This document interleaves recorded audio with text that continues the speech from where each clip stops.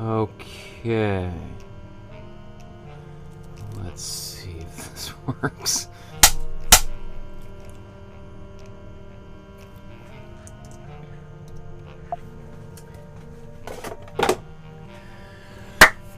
Good afternoon, everyone. My name is Michael Markowsky. Welcome to my studio. Today we are going to recreate another one of the great paintings in human history. One of my all-time very favorite artists. Today we're going to look at the art of Thomas Cole. And this is probably his most famous painting of all time. I will say just right off the top, this one here, I've brightened up the shadows a little bit. This is a little bit closer to what it looks like in person. Doesn't look like that much of a deal, but for some people, that's everything. I've just brightened it up a little bit so we can see a little bit of the details in the foreground, and I'll explain that here in a second. So, my goodness, Today I am going right to the top here. Thomas Cole is, by many accounts, considered to be one of the greatest landscape painters of all time, if not the greatest. Certainly one of the greatest American landscape painters of all time. And America has a very good and great landscape tradition. Maybe second only to the Dutch, maybe. The Dutch also have a fantastic landscape tradition. And then, of course, Canada with the Group of Seven. But especially when we're talking about this particular kind of more classical approach to painting the landscape, it's pretty hard to find somebody that can outdo Thomas Cole. Now, Thomas Cole, as we're going to get into, is also the founder, or considered the founder, of what is known as the Hudson River School. And the Hudson River School was not actually a school. There was no building, there were no students, there was no principal, but it was considered. Hudson River School was actually, the name comes from, like a lot of names in art history, comes from a critic, a journalist who was using the term to ridicule Thomas Cole and his peers. Just like Cubism was a term that was used to ridicule Picasso and Braque and the early so-called Cubists, and Fauvism was another term that was used to ridicule painters like Matisse and Vlaminck and all the other people who became known as Fauvist painters, which is, I think, is always interesting. There's this tradition in art of sort of being labeled negatively by a critic, and then the artists go, you know what, let's take that on. Actually, that's got a good ring to it. It doesn't matter. We're going to embrace it. So we're going to look at Thomas Cole's biography in a second. We're going to look at some of his other paintings. I mean, anyway, I don't know why I do this to myself, but I think we're going to have a lot of fun. We're going to learn a lot about painting today. This is the outline that I did for today's painting. Now, there's a lot of detail in here. We're not going to trace all of that detail onto the canvas. In fact, we're going to trace maybe 10% of it, and I haven't even done my outline here. So I'm going to show you how to do that here in a second. You can download this and print it off onto a piece of photocopy paper or a cardstock, which is, mine's a little bit thicker paper. Thinner paper actually works easier for what we're about to do here. And let's just show you where you can find this file. In the link below, you will see a link. In the video description below, there's a link to a Dropbox folder. In this Dropbox folder, you're going to see lots of great art in here. Leonardo da Vinci, Georgia O'Keeffe, A.Y. Jackson, who is a member of the Group of Seven, Wu Guangzhang, one of the greatest Chinese painters of all time. And of course, China and Japan have incredible landscape traditions that is completely different to what we're going to be talking about today, but I encourage you to check those out. Tom Thompson, also, we did 5 landscape paintings with him. Carl Rungus, we did a great landscape. I'm pretty happy with the way that turned out. And of course, Vincent. Actually, we did a Vincent van Gogh's His Starry Night in the previous Intro to Painting series, and that's linked below as well if you want to check that out. That turned out really well. Henrietta Mabel May, Ted Harrison, there was also a landscape painting in there. Anyway, and Grandma Moses, also a famous landscape painter, but couldn't be more different than our artist today, Thomas Cole. When we click in this link, there's 4 files in here. Usually there's only 3, but there is 2 versions of the outline. One's a PDF, one's a JPEG, just whatever's easier for you to print. And then, as I said, this is the brightened up version, and here's the original. It actually looked much darker on my computer screen. Now it's like, not much of a difference, but anyway. So we're going to paint this painting in a second. Let's actually, I think I want to get started with the tracing process and putting some paint on the canvas, and then we'll look at his biography, because while this is drying, we can take a little bit of an extra second to talk about his work. So here is my canvas. This is a 9x12 sized canvas that I ordered off of Amazon. I like these a lot. I think they work really well, and they come out to about $2 a piece. I think they come in sets of 30 or 25, something like that, for two sets, two boxes of 25. I can't. Anyway, but they're basically twice the price of the ones you get at the dollar store, and they're 5 times the quality. You could certainly get even better ones, but these work just fine. So anyway, the other thing I did a couple of episodes ago, I talked about using gesso, and I gessoed some canvases with this big jug of Opus gesso, which worked pretty well, but I found that it was, the gesso was a little bit too heavy on the acrylic side, and it didn't have, which is actually in some ways good, because what I ended up doing was just taking some water and diluting this. So I just scooped some of this into an empty jar. This is actually another older empty gesso container, and I just put some in here and put about, at first it was 1 to 1, and then I ended up putting about 5 times as much gesso in it because it was just way too watery. But it had the desired effect. So I'm going to now, because when it was too thick, what ended up happening is I could see all my brush strokes. So that was in the Fortnite painting we did on the weekend, and I could see the actual texture of my brush from gessoing down. I tried sanding it, but I would have basically had to sand almost all of it back down to the surface to get rid of those. So for my purpose, I want something even smoother. So I've put this on. It already feels smoother. I'm going to take do a real quick gentle sanding with a 100 grit sandpaper.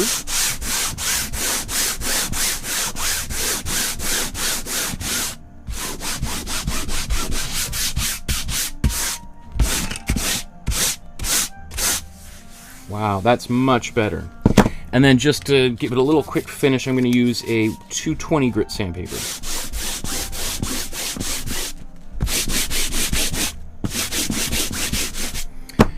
Okay, so that just takes a little bit more of that tooth off, and that makes me so happy. I've got a definite fetish for smooth canvases, or just preparing canvases in general. I think it's a really important part of the artistic process, the painting process.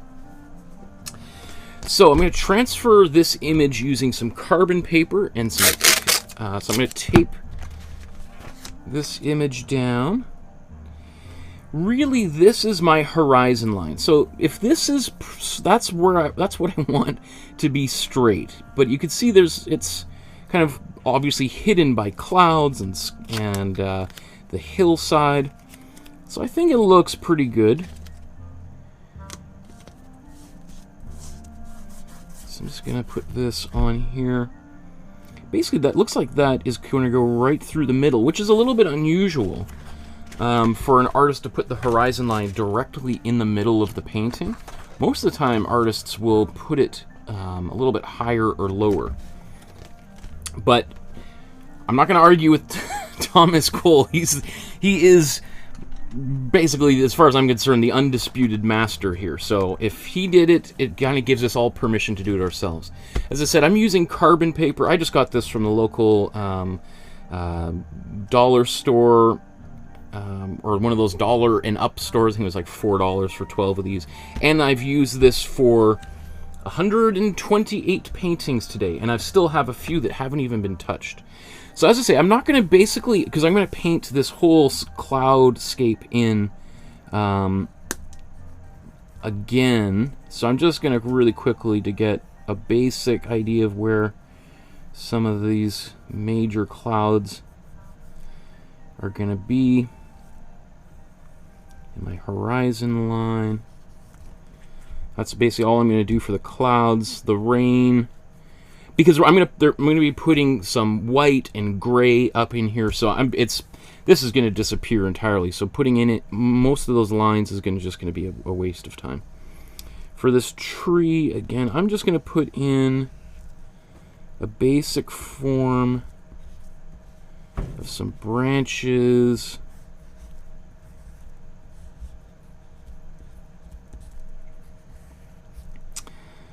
So in some ways, making today's painting will be a lot like how he might have made his painting. We're going to take a few detours, as we often do, just because this painting probably took him a few weeks, if not months, to make.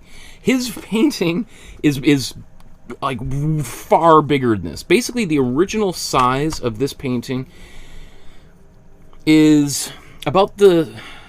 it would be about, you know, the size of a big piece of plywood. It's about like that, but even a little bit more square. I think it's like 60 by 75 or whatever. So, or you could, another way to think about it is, you know, a typical door in your house. If you took two of those doors off their hinges and you turned them on their side and then stacked them up on top of one another. So it's a big painting.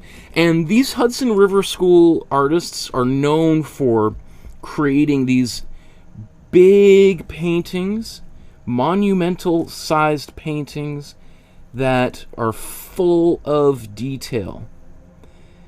It's hard to, you know, probably most people watching right now have never even heard of Thomas Cole, but during his time, he was a major celebrity. Like, we're talking, you know, if he was alive today, he would be equivalent to somebody like Steven Spielberg.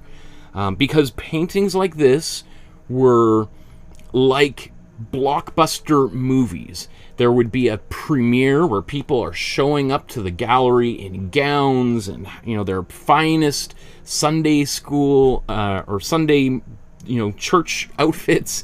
And those artworks would also go on tour, and they would travel across the country, and there would be people lined up down the street and in St. Louis and in Boston and Philadelphia and etc. as it toured around. And so, you know, and you know, yeah, so it's just it's kind of remarkable. It makes me think about like how, you know, how many people were hugely famous during their lifetimes that have been kind of not forgotten, because there's certainly a lot of people like myself who are artists who know of Thomas Cole, but the general public, I'm sure, has no idea who he is whatsoever at this point. Even Americans, which is a little bit unfortunate because of the contribution he made to culture. Okay, so not a lot of lines I'm going to put on here, because I think it's just going to be a little bit of a waste of time. So when I pull that away, you're just like, what? There's not a lot on there, because I don't need a lot to kind of get started here. All of this, these trees and bushes, a bunch of that is just going to get lost in the detail. I know there's a few of you who did a lot of detail and are like, oh, it took me an hour to outline this whole thing. As I said a number of times, really these outlines are just to help you get the general composition in place, so you know where roughly things go. They shouldn't be seen as like your... you don't want to rely on it too much, otherwise the painting will become quite stiff. Okay, so another thing that I want to do that might be a little bit different than what we normally do in these episodes is I'm going to actually prime two canvases. I'm going to do another one here that is, and I'm not going to paint the whole thing, because obviously people are like, oh no, this is another one of these episodes where he's going to try to paint two paintings, and it's going to be a 6-hour long painting. Whew. I'm just going to prep one and just give you an idea of how he would have made today's painting versus the more simplified version that I'm going to do. So to do my painting, I'm just going to put a little bit of this warm yellow onto a palette. And this is, if you're wondering what colors I'm using, they're all in the video description below. You can order exactly the tubes of paint that I'm using. If you don't use this brand of paint, I made a video showing how you can buy the right tubes of paint to match the colors you might already have from most of the major paint brands out there. Okay. So I'm just putting a little bit of water on here. And I'm just going to mix this up. So what I'm going to do is just paint this warm yellow all across the canvas here. And that's going to help seal the surface. It's going to help keep the pencil lines from getting smudged as I work on the painting as we go forward. And it's also going to help give this painting a nice, rich, bright, you know, Kodachrome kind of quality.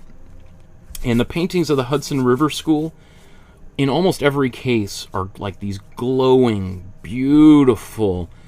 I mean, they feel to me a lot like great, you know, like they remind me of the movies of like John Ford. Maybe that makes me sound really old, but John Ford is a director that lived years before I was born, but I'm a big fan of cinema as well. And John Ford directed a lot of westerns and World War II kind of films, but is known for his, like, especially his westerns that have these great big vistas that just extend forever. And I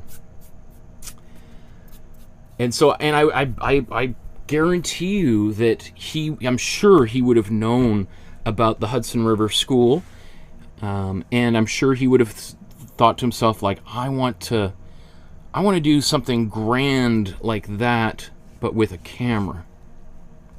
What's going on here?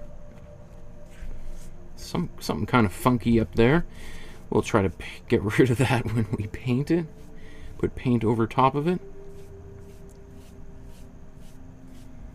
Oh, that's great. That already makes me feel like, ooh, this painting is going to just sing. Oh, yeah. Okay.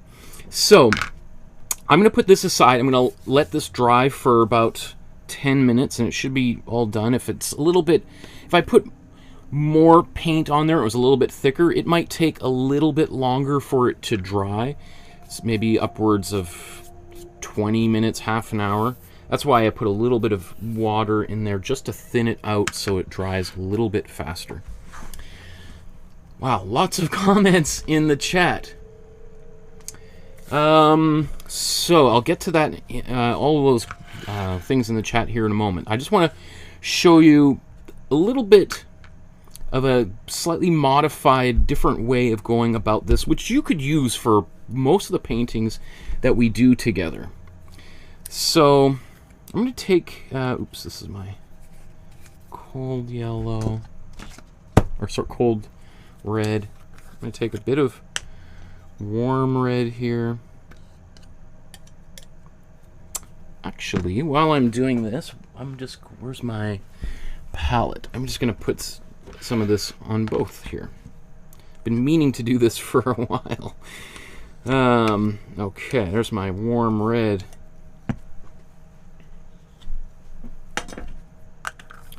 I do have tubes of paint. These are just actually, this is all the leftover paint that from my tubes, because I go through a lot of paint, and rather than, you know, there's always a little bit left in all of these tubes, and at the end of, instead of throwing them out, I just cut them open and I have a little tiny kitchen spatula that I use, and I just scoop all that extra paint out into these jars. And look at, like, this is it. That's basically half a tube of paint.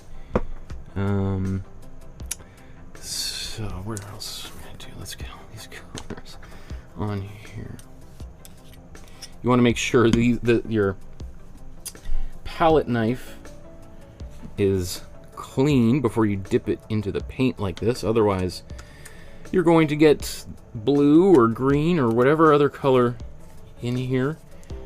It's going to taint all of your other colors going forward. So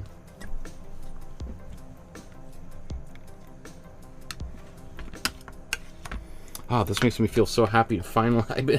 Every episode I mean to use these and I keep forgetting, so... I got one more color to put on here.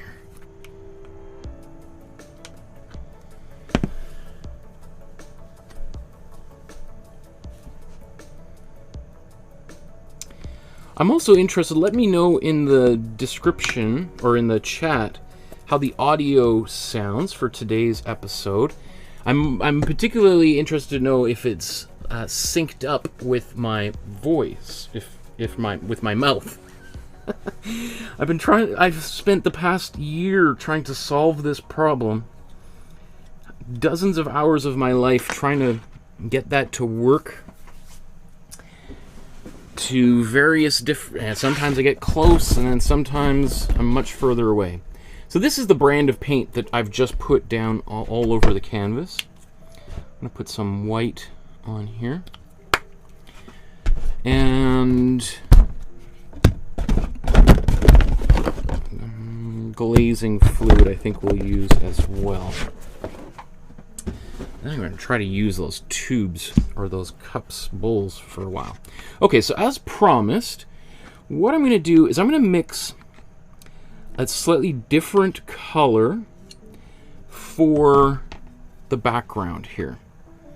And I'll show you just like, because I've talked about this before, but I haven't really done it before. So I'm going to make a brown, a warm brown.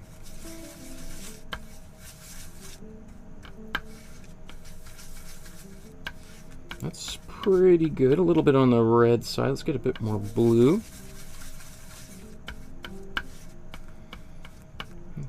Okay. I'm also just going to get a bit more yellow in here.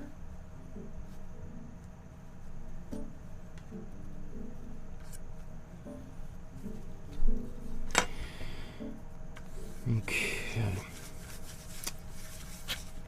Went a little bit too far, although it's not bad. So basically what Thomas Cole would do, and pretty much every painter up until maybe maybe 1920s, maybe. So it could be a little bit earlier than that for some, later than that, and many have never stopped. But traditionally, artists would have a brown like this and apply it over the canvas. This might be a little bit... No, actually, no, it's not bad. This is pretty good. Okay.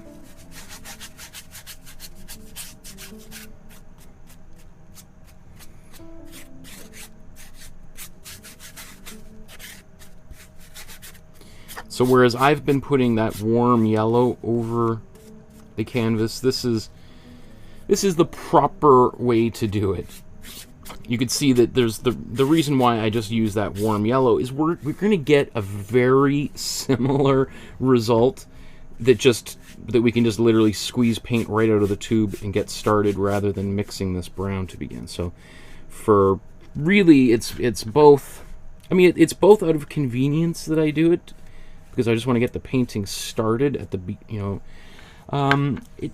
but I also like that yellow, that kind of bright, warm yellow. I think it adds something a little bit different.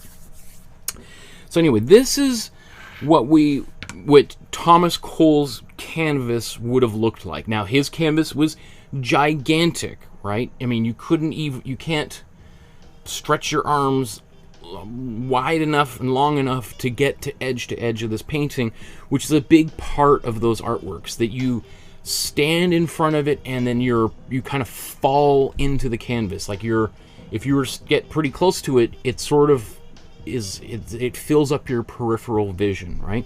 And if you've ever been to a museum and seen some of these Hudson River School paintings, it is a little bit like, you know, especially if we think of like the Oxbow, this famous painting here, the view from Mount Holyoke, or I've never actually tried to say is it Holyoke? Mount Holyoke, Northampton, Massachusetts. I'll show you here in a moment. This location is a real location. He did a little bit of fiddling here to make it all work, but you can go and hike up and see the same point of view. And it's kind of, there's a bunch of trees sort of, and you'd be kind of walking around, come up on the top of the hill, and then you would see this big vista. And it's a little bit like that same experience. If you've ever seen any of these paintings in real life, you know, you're walking around through the museum and you come around a corner, it's like, whoa, wow, that's a big painting. Wow, that's the color, like, it's so, I'm sure that's the kind of reaction that they wanted to get. They wanted people to just walk into a room and feel like they walked through some, you know, some bushes, and now they're seeing this majestic vision of the landscape. Okay, so I'm going to blow dry both of these, and we'll take a look at their at his biography in a moment here. So 1 second, I'm just going to blow dry this, and I'll mute the...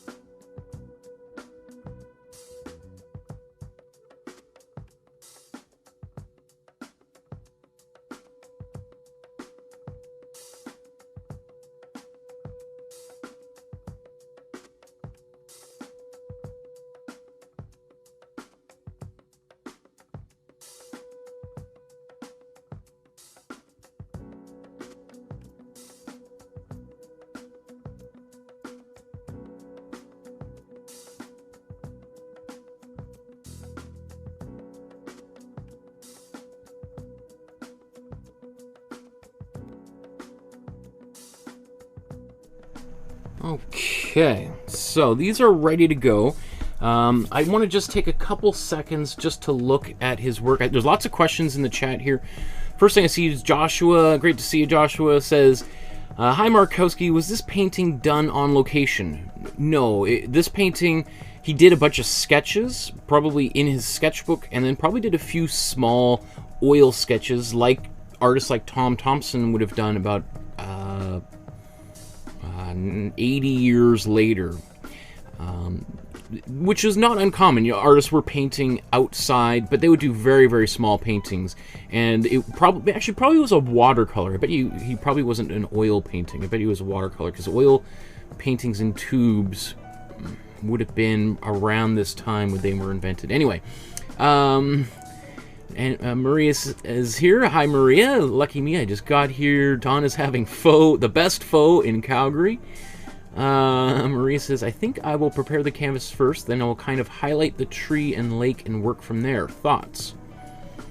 I'm going to do kind of the opposite of what you're going to do. I'm going to work from the background forward. That's why I'm not putting that much, I didn't put that many lines on my canvas. Deborah says, Rick and I have stopped in to watch how Michael deals with this. Hi, everyone. It's a little bit like slowing down at a car accident scene, right? You're like, oh, wow, this is, let's see if he survives this one. Shelly's here. Hi, Shelly. I'm so excited to be back. Great to see you again. Yeah, there's a bunch of people who sort of took the summer off, or were only here a little bit in the summer, and are still plugged along, and glad to have a bunch of you coming back. John here says, hello, everyone. Hi, John. And Deborah says, sound is good, it's synced. Okay, whew.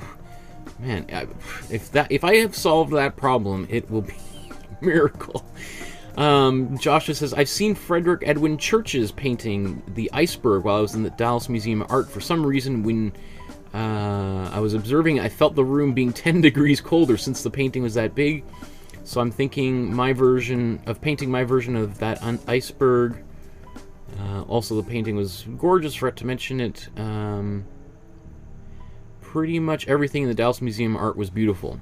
I've never been to the I've been to Dallas, but when I was much younger, and my dad and I went to see an air show, and we did the toured the 6th floor museum, and the JFK assassination area. But yeah, I was much younger. I wasn't really into art so much at that point in my life. Anyway, so what was what was I? There was something here I was going to answer. Was there? I'm not sure, but what I want to do is I want to just kind of show you a little bit of how I would approach this painting, or how I think Thomas Cole would have approached this painting. It's got a little bit warped with that paint on there. So what I want to do is I'm just going to do the underpainting, just a literally 5 minutes maximum, in case you're like, oh geez. So I'm just going to mix a little bit of a darker brown here. So I'm going to take this brown that's already there. Let's add a bit more blue to it, maybe a bit more red, just to get something a little bit darker. Let's see if I can scoop some of the exist. I might have to get a bit more paint on here. So I'm just making another brown. I'm just going to try to make this brown a bit darker so that it stands apart from the background. And maybe we'll do a bit of this on the on our version of the painting. But for those people who are interested, I was going to talk about his biography. That's after that. Okay, anyway, let's take a look. Here's the original. How about I'm just going to zoom in, not that far, but this far. Does that fit everything? Okay, there we are. So I bet you what he would have done was to take a brown like this, and probably the very first thing is just drawing in the horizon line, and then starting to kind of sketch things out a little bit. Looks like he's got this hill that kind of comes up.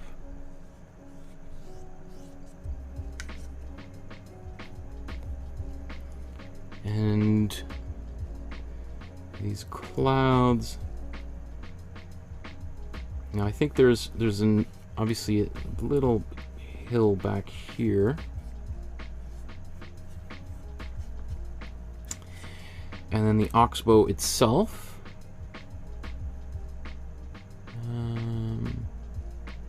What have I done? No, oops. So this is supposed to be.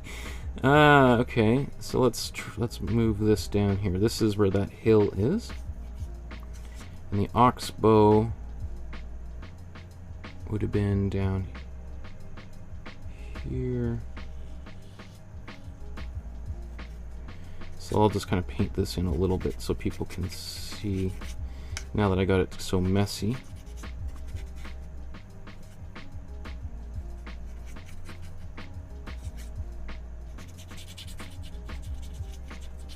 Now, he wouldn't have done this scrubbing it in with a darker color like this. I'm just kind of showing, I was trying to clarify because I got these clouds up here in it. And then the tree.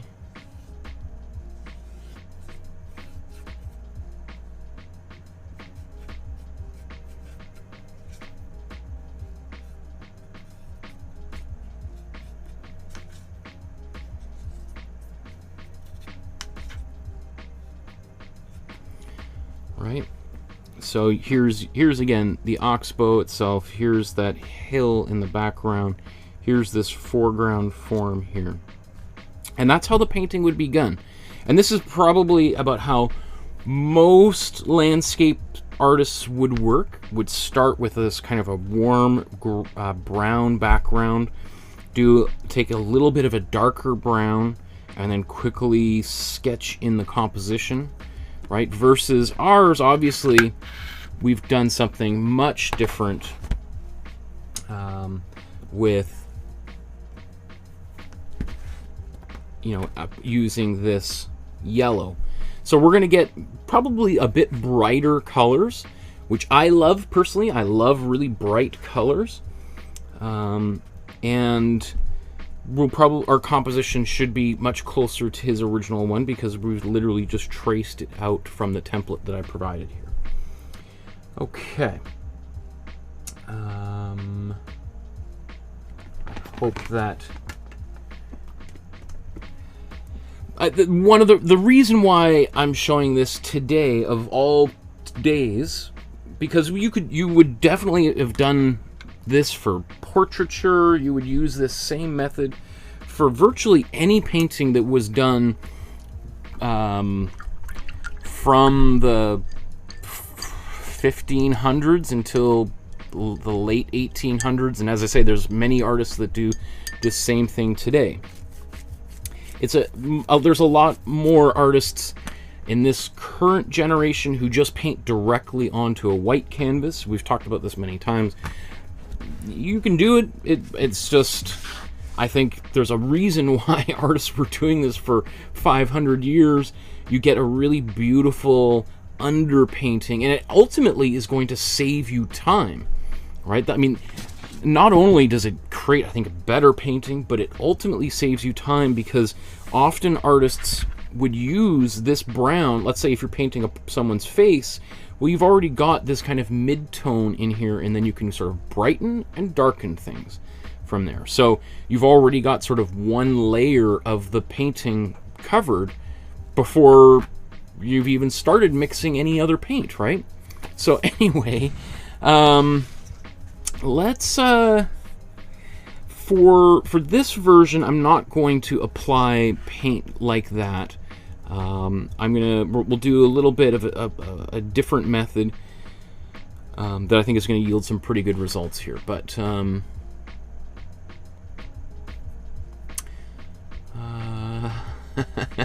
Deborah says, Michael, not a car wreck. We want to try this, but we want to watch you do it first.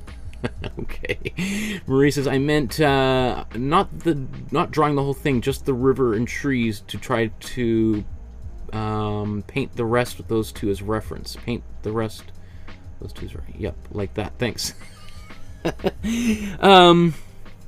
Okay. So, yeah, you know what? Let's just take a second here and probably 5 minutes, if you'll indulge me, and let's just learn a little bit about this artist, who the Hudson River School primary members were, etc. Before I go forward here, obviously there's the Facebook page. We've talked about this before. I strongly encourage you to join the Facebook page and take a photograph of your painting that you make today.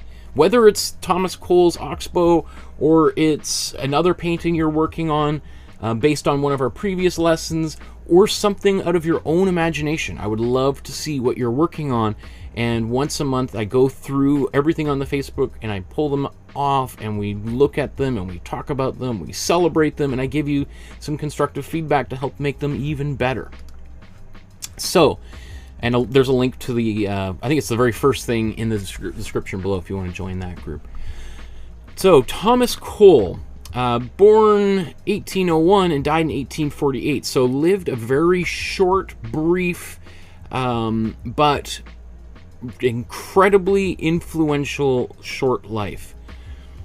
So he was born in England. He was born just north of Manchester in England, so kind of in the northwestern part of England, and came to the United States, to Ohio, at age 17 with his family.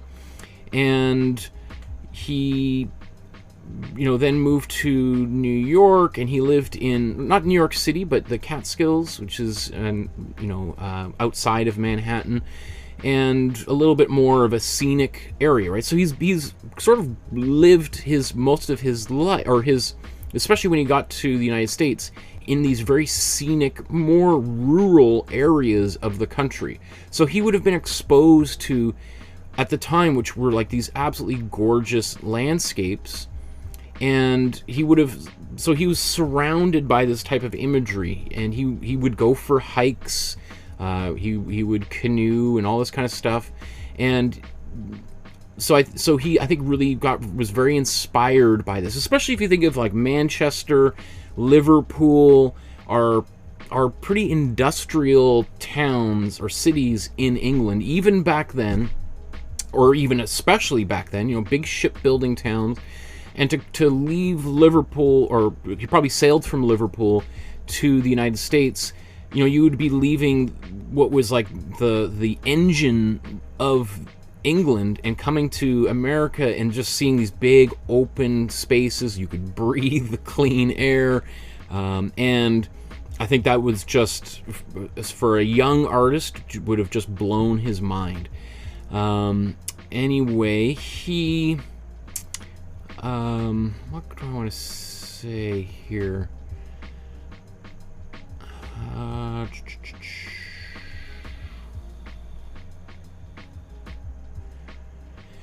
What, you know, what's really interesting about the Oxbow, the painting that we're going to be looking at today, is that it comes... It's kind of an interesting point in his career where he's working on this other commission. This sort of collector of his work had hired him to make this series of 5 paintings, which we'll look at really briefly here.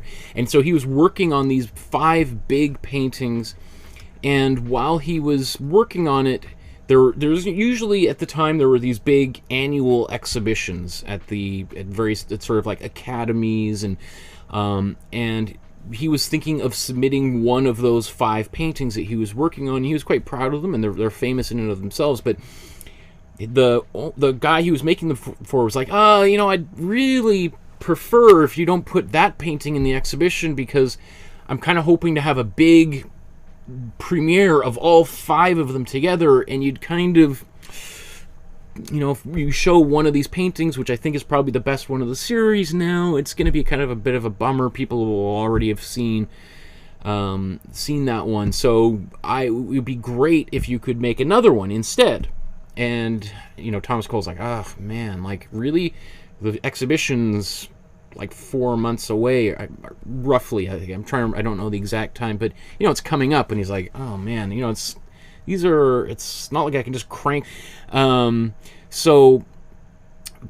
he was also kind of getting, you know, losing some inspiration. So this collector was like, hey, how about, you know, I'll give you a little bit of cash. Why don't you go go even further outside of town, go get some fresh air, recharge, take a look at the landscape here in western Massachusetts. It's really beautiful, and see if it inspires maybe a painting. And there was a little bit of back and forth, and eventually Thomas Cole accepts the offer and goes on this trip to you can even see where he goes. This, right, I just think it's really neat. This is the Oxbow itself right here. Now, what the if you've never heard of what an Oxbow is when the water is, you know, has these curves, and as you know, the centuries pass, the water is always trying to find the easiest way to flow through. So originally here, the Connecticut River would have flowed right here, and then taken a right, and then come back and around here. But you can see what's, I think, is just kind of neat. It's eventually cut itself off.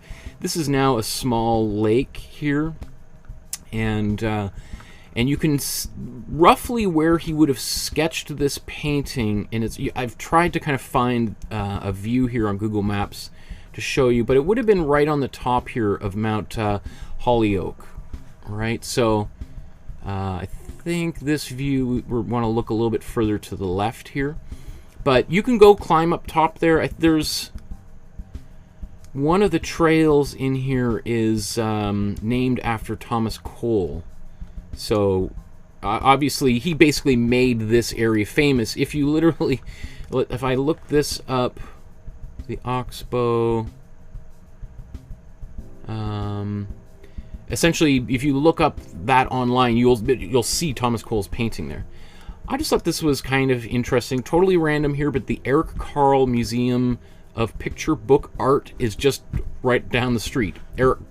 Since we have a 2-year-old daughter, we're reading a lot of children's books, and I was like, oh, that's cool. If we ever went and visited here, I would want to go see the Eric Carle Museum. Anyway, so Thomas Cole makes this painting, and it's a huge hit right off the bat. When it's exhibited, it's like, you know, it changed. He was already very successful, but it becomes kind of his major big hit. I just want to show this. Oh no, is it not gonna? This I think this is the series of paintings he was. No, there's another one, but it doesn't matter for all intents and purposes. I just want you to see. Can I get this to go big? He made this series of 5 paintings. Is this GIF gonna play? Okay, cool. So look at this. And he did several kind of types of paintings like this. It looks like it's not playing perfectly. It's stuttering a little bit.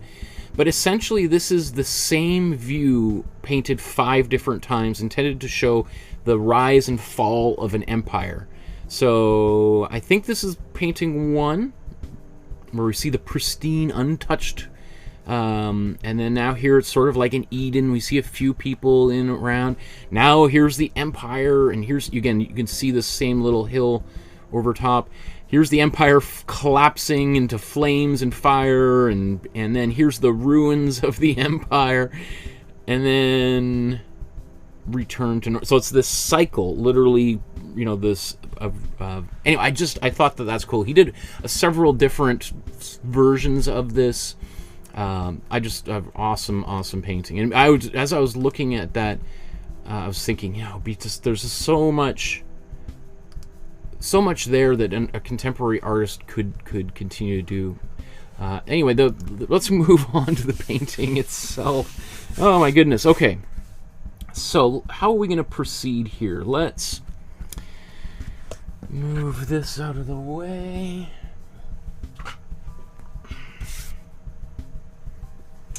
And do your best to spill water all over your canvas. That is also, you know, that's step number 2. Okay. But my setup is all a little bit wonky because I started teaching at Emily Carr this week. That's the university I teach at, and the first couple weeks I've decided to do all online. So I've been standing in front of a computer screen all week long. Last week and this week so far. Also, I forgot to mention, the reason why I'm painting today's painting today is is my own little dad joke of back to school. So the first thing I thought was like, why don't we paint a Hudson River School painting for back to school week?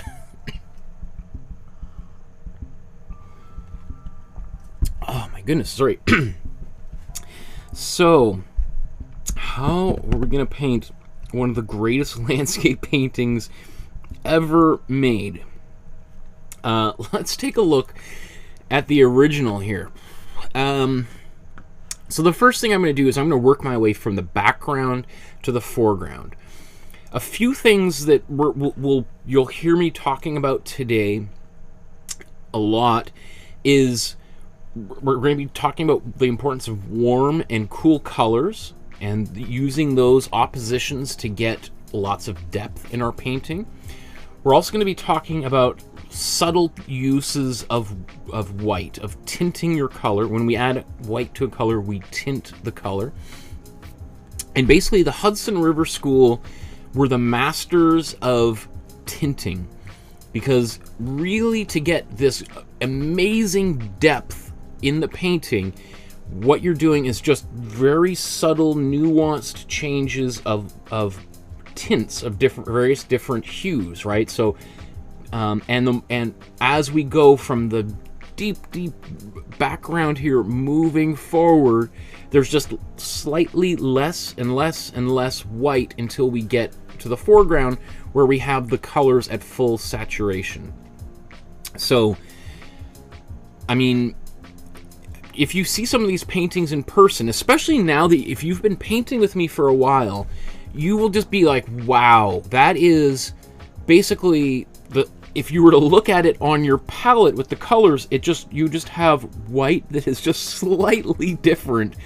To do this type of a painting from scratch just requires really subtle changes, modifications of the colors that you're mixing into white. So in the background, we would have a lot of white and grays in there. So, okay.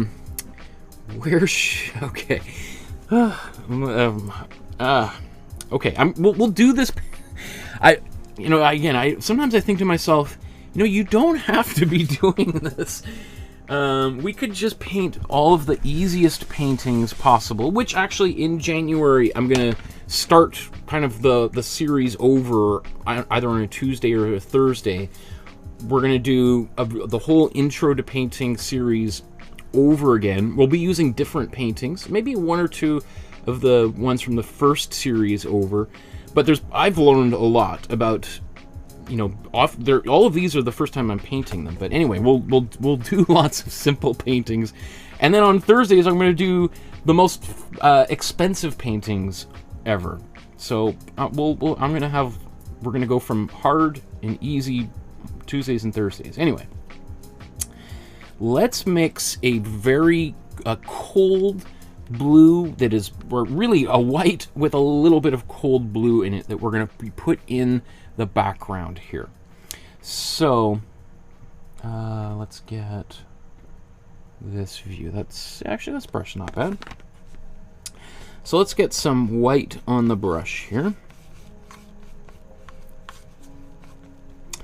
And then, as I said, we'll take a little bit of blue, and you can already see, like, wow, that's big and loud. That's a loud blue.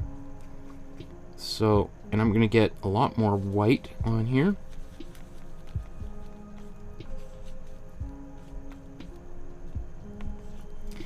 I might as well just put all of this white here because we're going to use it all up.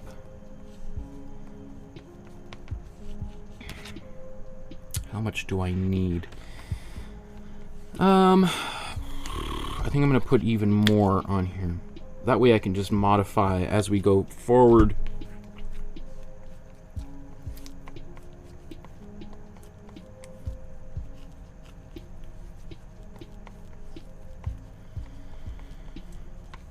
I'm going to put just a little, again, you can see that's like a couple grains of salt there worth of paint.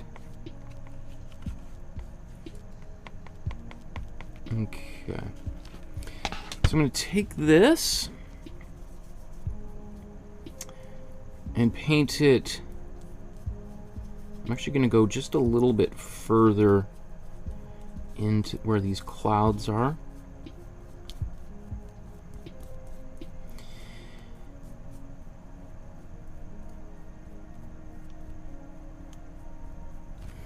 And I'm not going to paint this whole thing, but I'll just show you what he would have done is probably the same sort of thing.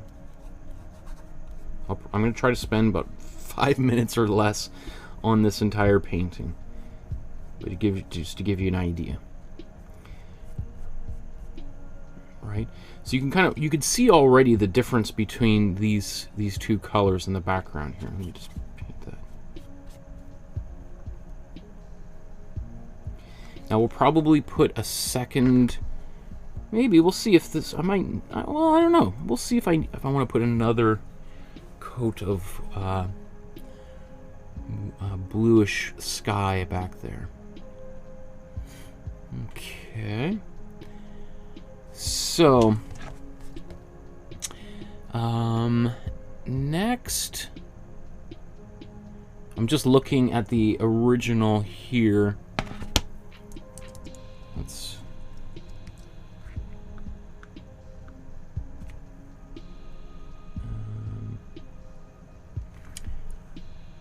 looking for some clues. So now I want a little bit of a pinkish cold red in here. So let's do that. I'm going to take some of my white. I'm just going to get rid of some of this paint on the brush here. I'm not going to clean it with some water. I'm just going to scrub that off. Let's get this white in here.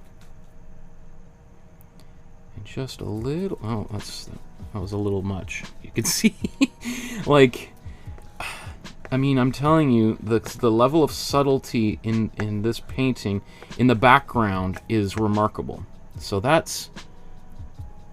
Actually, as I mix it in, it's getting better, but it's still way too pink. Can I make it work? I'm just thinking to myself, should I... Let's just use it. Let's just use it. So let's back out. And yeah, well, it's going to be a little bit... That's okay.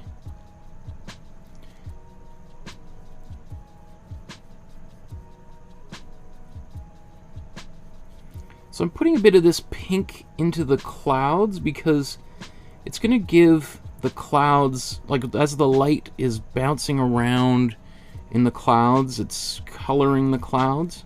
We're going to have a little bit more blue and white and everything in here.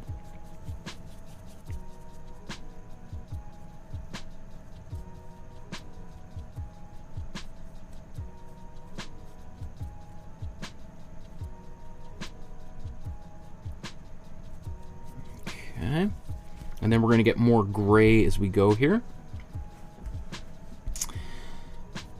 Okay.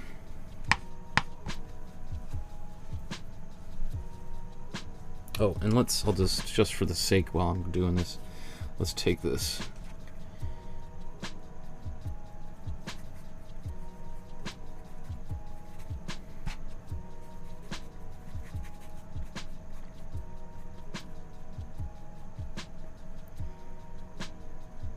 Okay. Clean off that brush. And let's I'm going to put a little bit of cold yellow with some white along the bottom. Where's my white?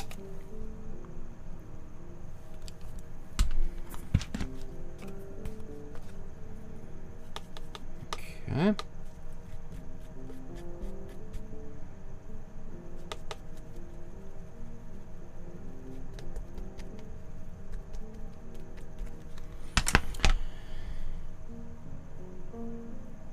So this is a bit of like a very subtle lemon yellowy kind of color here.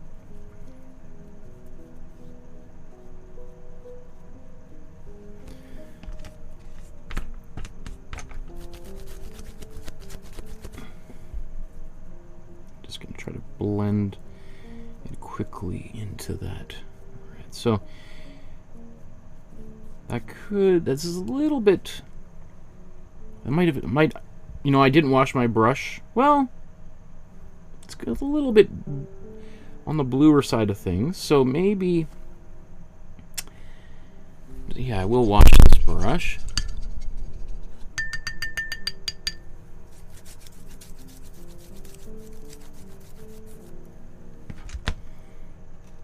Okay, let's just get a bit... Yeah, there's a little bit of blue in there, making it go a bit greener.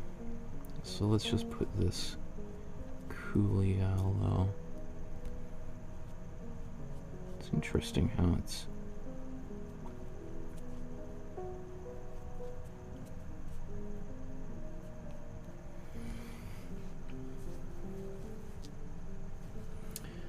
Okay. And then now I'm going to kind of make a bit of a gray that's going to be for these clouds up here. Where should I do this? I'm going to mix the gray right in the middle.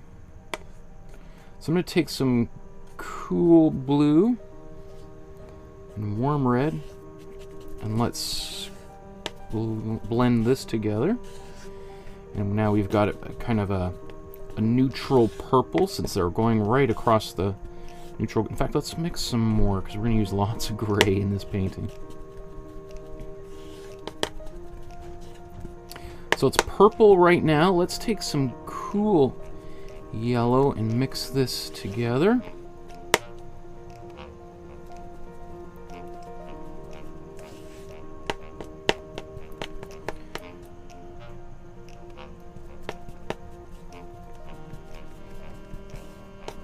Getting more and more gray. It's slowly killing off. If you put too much yellow in here, it's going to go kind of brown. Ah!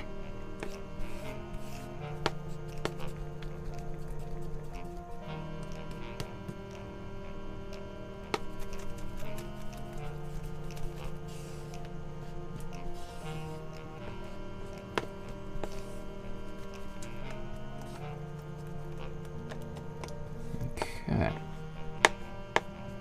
So now I've got a gray. It's a little bit on the purpley side. I don't mind that. I think just put a little bit more yellow. There we go.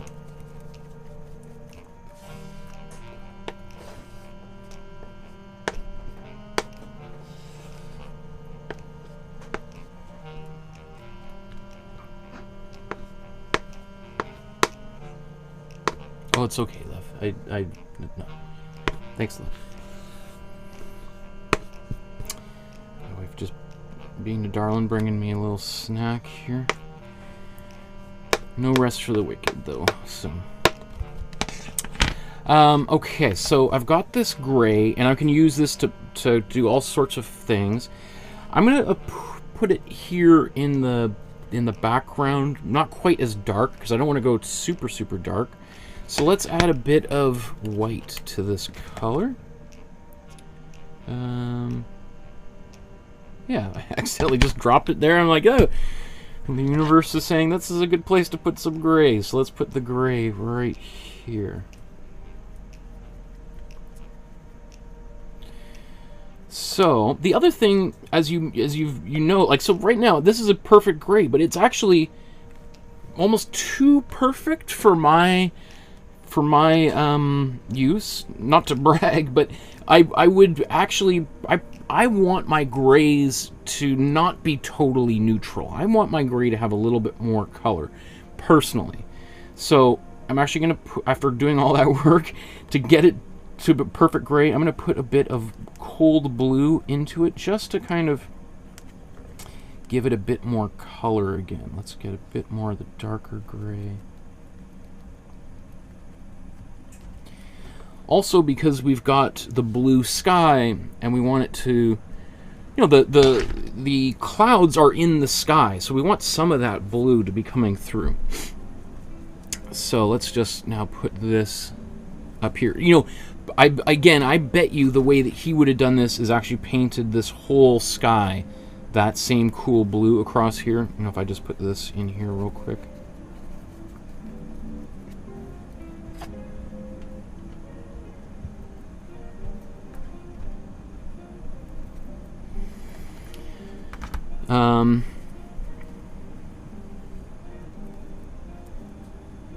Let's see.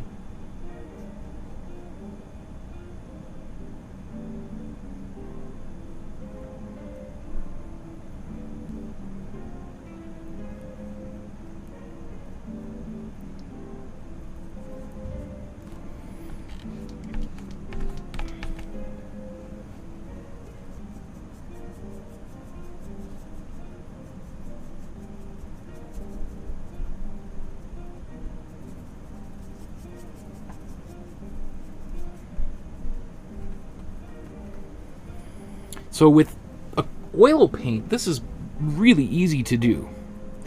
With acrylic paint, this is a bit of a pain because acrylic paint is drying much faster, and really all of the colors are almost entirely dry. So I'm just sort of swirling these in just to get a bit of this color here to begin with. We got this rain coming down over the valley back here. This is not how I'll finish it, but I'm just sort of reminding myself, because sometimes I forget, oh yeah, there's going to be rain back there. All right. Now, a big part of a painting like this is layers of color, lots of thin glazes, especially in the clouds, to get that monumental sense of depth that just goes on endlessly into the background. Like, this is a master painter who would have spent probably at least, you know, the painting would have taken maybe 3 or 4 months at the very least to make. He wasn't painting on it from 9 to 5 every single day, 7 days a week, but he might paint on it for a couple of hours a day, and he probably had a few other small paintings on the go, or he was finishing that commission. I'm not exactly sure, but if you're putting those thin glazes on, you'd put them on and you just have to let them dry.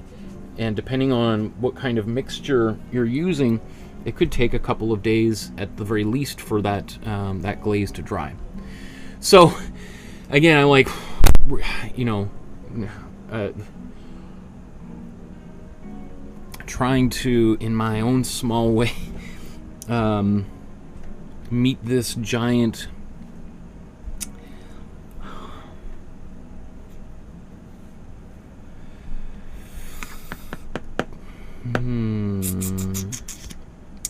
I think next what I'm going to do is use some glaze, and I'm going to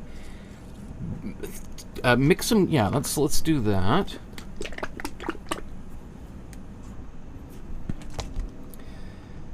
And I know in the past I have spent way too long on my backgrounds, so I'm really going to try to be as efficient as possible here. So, which is hard considering, like I said, the amount of work really required to pull this off properly. But I think, you know, I think the purpose of doing this for me is not to like make these identical paintings, but really ultimately just to show people how it's done, or how they can do it, especially if you wanted to spend a lot more time. So here's some glazing fluid on this gray. And let's come up here. I'll get a mop brush ready for doing any kind of blending out.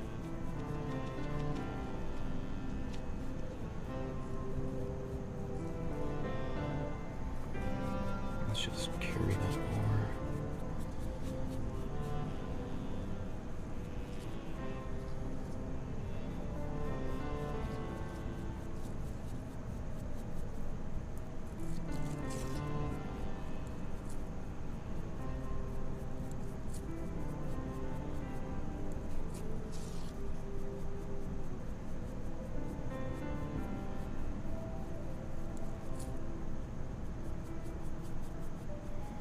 This is sort of the bottom of some of those clouds. There's going to be some white that we're going to glaze over top of this.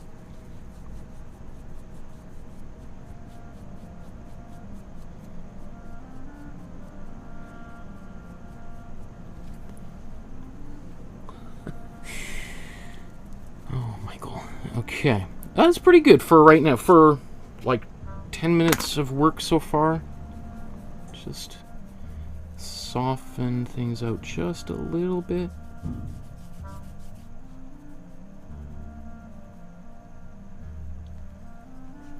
This is where I didn't even use the hair dryers to kind of blow dry things at all. That's why I kind of scrubbed them. But I don't mind that. It's kind of, I don't like the yellow there. I wish I had blue really all the way across, but just in my rush to get this painting done, I kind of jumped over that. Let's so I'll have to blow dry this before I do any more work there. Just thinking, what I would like to do is now actually take yeah, let's blow dry that right now real quick. Okay, I'm just gonna mute.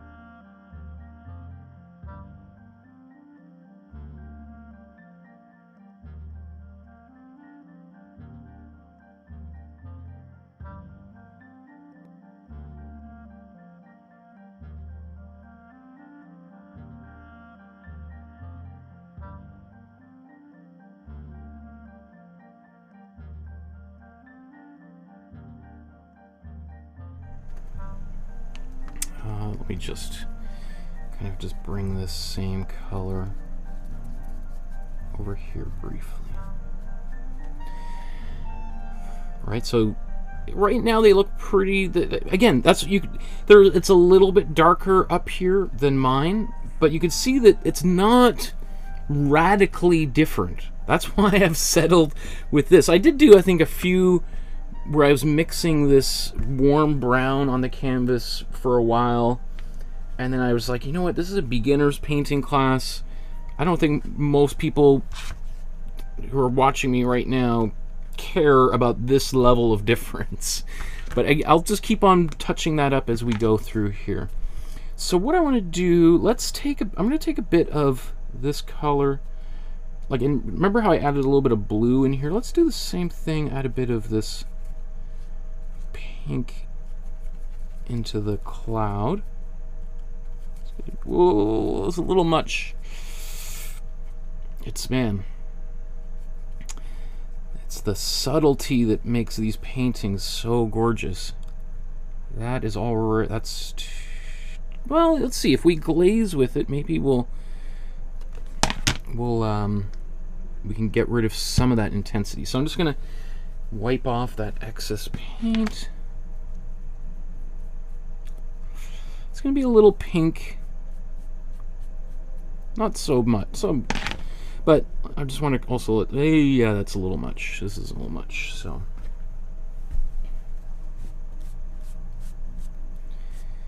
if you get in there quick, you can get rid of. So I'm just going to substantially increase the amount of glaze to paint proportion there.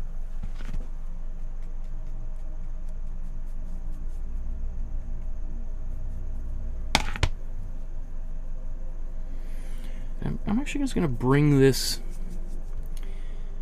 up into the sky a little bit, because in retrospect I think I should have probably painted blue all the way across, just to bring this in here a bit more, give it a bit more of that pink, because it's those just nice bright colors that really make this painting. And I'm just gonna cover this where that yellow is coming through.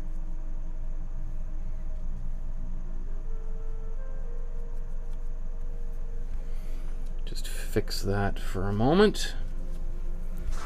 Let's just take this glaze.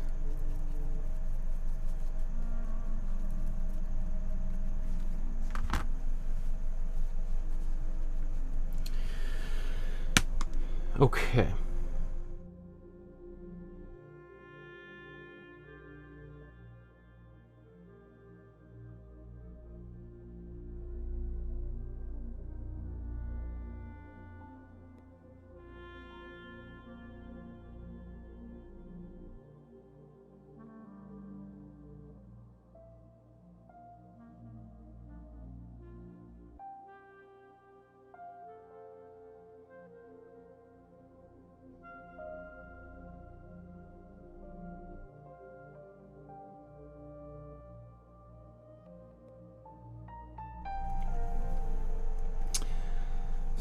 So I felt good about that, because I just needed to. Let's get a little bit. See, this is when I get impatient. Now I'll have to. Not bad. I'm just trying to integrate that space in there.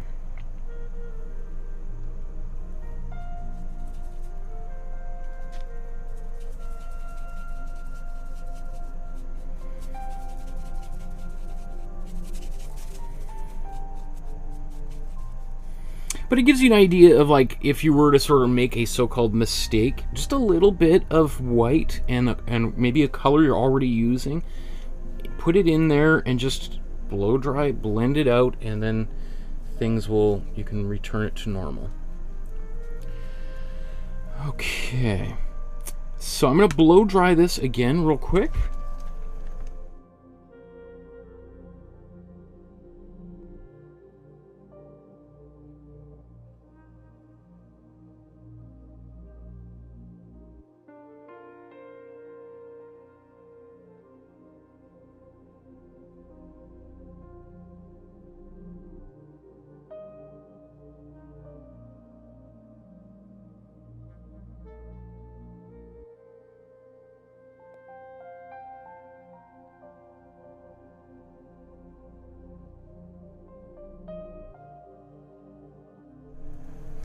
So, you know, the reason why I'm looking at angles like this is I'm trying to see if it's dry yet.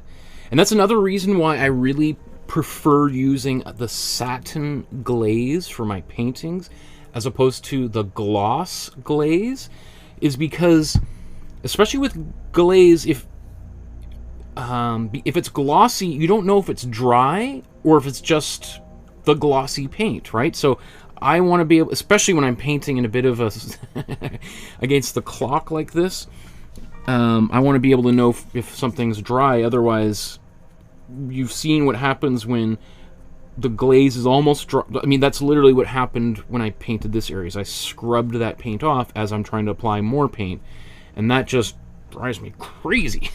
So, let's see. I want to try to move on from the sky as you know. It literally takes up half of this painting, but I really want to try to move on from it in 20 minutes maximum. Right? I don't want to spend the whole time painting the clouds, but it is, you know, it is also a you know, it's half of the painting. So I'm going to add a little bit more here with another little glaze. I'm going to actually add even more glaze just to increase the level of subtlety here. And I'm going to go down brush sizes from that big brush to a much smaller one here. So now we've got, like, mostly glaze, a little bit of paint on here. And again, the whole point of this type of painting is the subtlety, right? So this, in fact, I mean, he would have done probably 20 little things like this that are basically, for all intents and purposes, invisible to most people.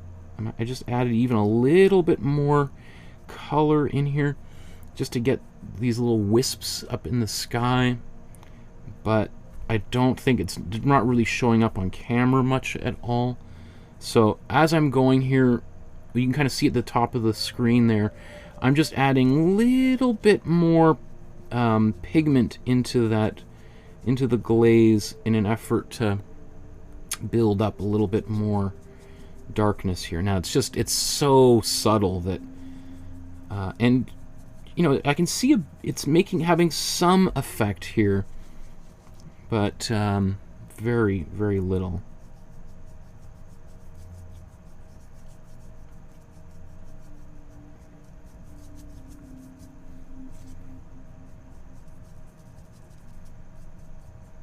You can see now as I paint here on the yellow. Now, just want to see where did I think that this mountain would have been right about here, I think. So I'm just keeping an eye on this.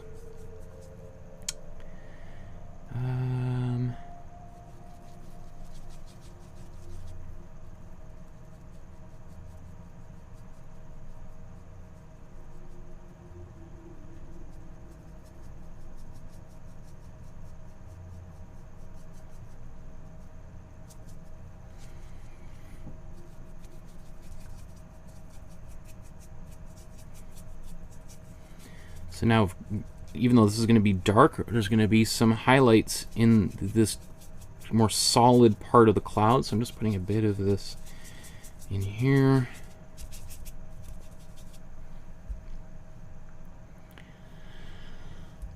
Okay, I think that's good for right now.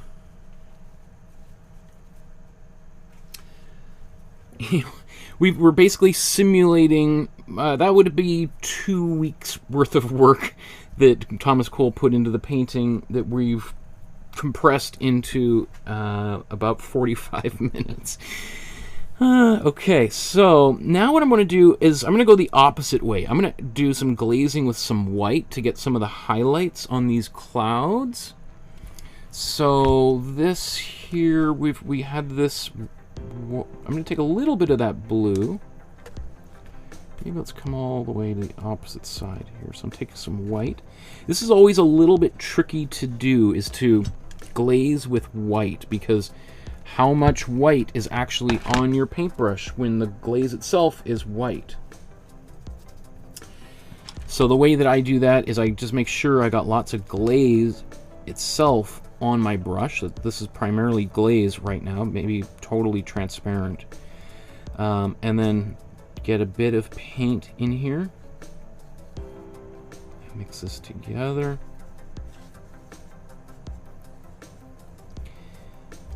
And then, you know, if you have another painting, you can kind of test it, right? One of the things that I have is often at the end of a painting, or the end of a painting session, I just take some of that extra paint and I just put it onto these canvases like this. And that way I can test the paint. And I can go, Now, again, this is a little deceptive because the glaze itself kind of goes on a bit white and cloudy. So you would want to blow dry that just to see. Now, I'm just going to skip over all of this, but that would be a little tip for somebody. Okay, I'll show you what I'm painting here. So I can see a little bit, here, but it's not quite enough. So I'm just going to take a bit more white here.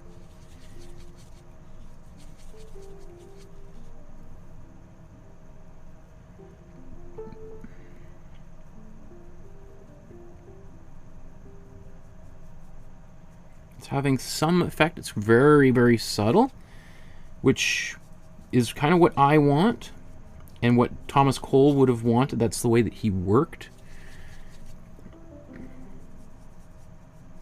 But for our purpose, when we're going this slow, it's sort of, I know it can make some people anxious.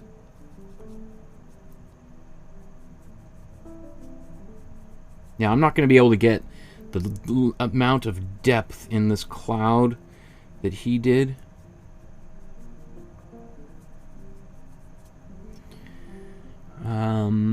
Let's go get even more white on here.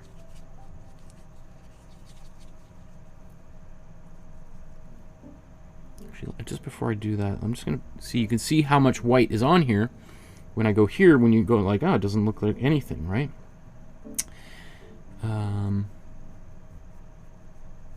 Just get a little bit more light up in here.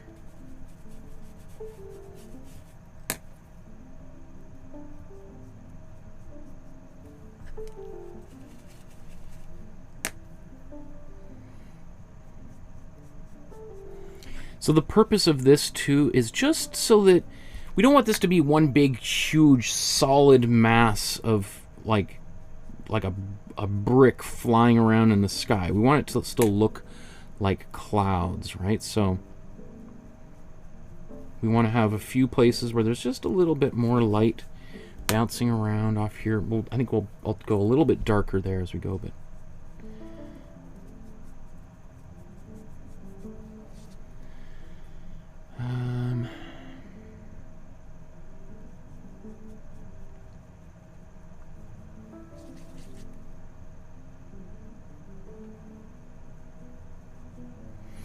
oh, I didn't even really talk about the Hudson River School and the other artists, so maybe in a few moments I'll take another quick break and we'll just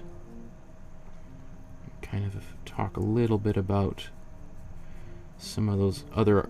I did really want to spend... My original plan was I wanted to kind of spend all week long talking about the Hudson River School and really dedicating some time to that, but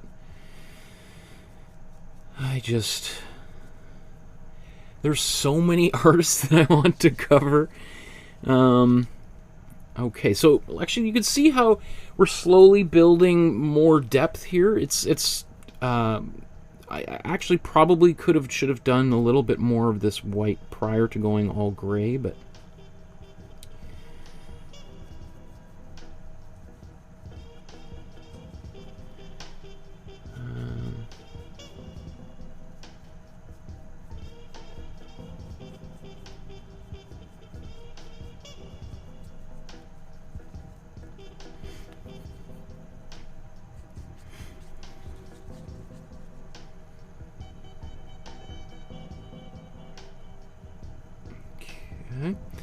little bit more in here.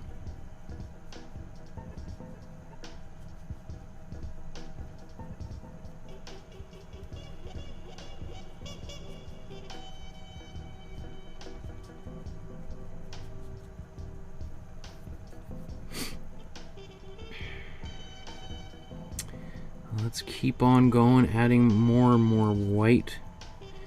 I should blow dry this actually very shortly. In fact, let's do that right now.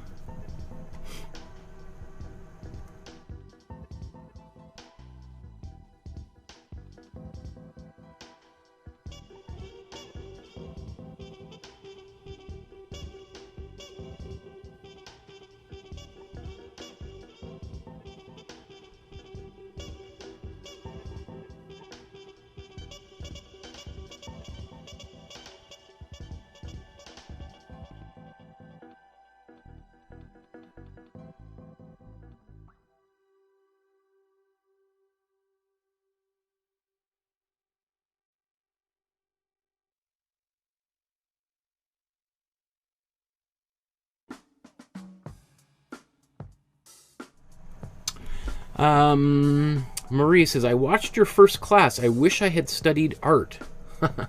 Was that the first intro to painting class that we did? I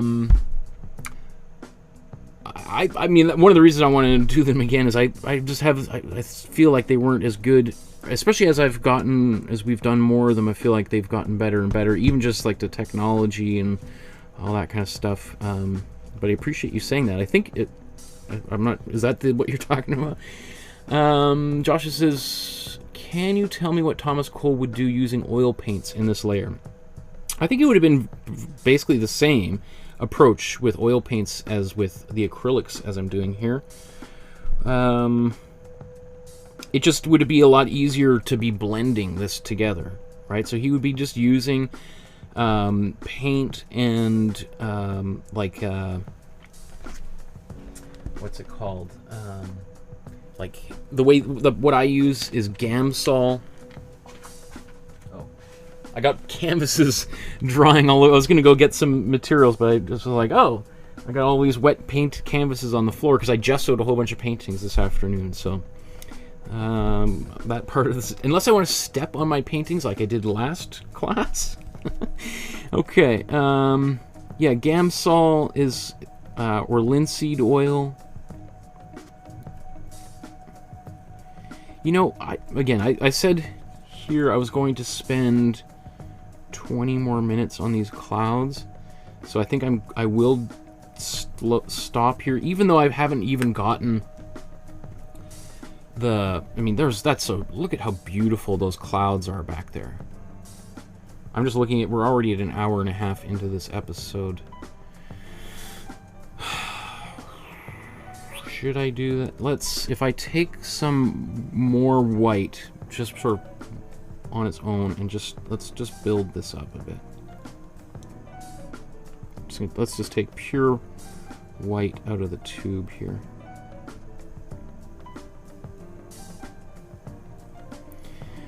I'm kind of feeling like this is a bad idea because this is going to extend things, but I feel like if I just left that cloud just like that, I'd be kind of disappointed in myself. So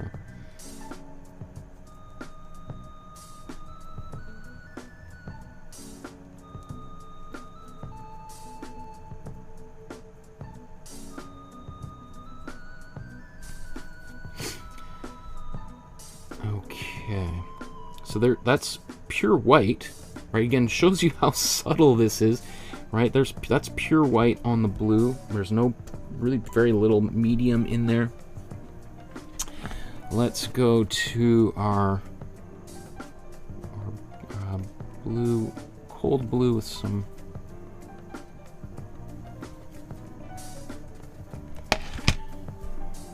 That's going to be just too intense.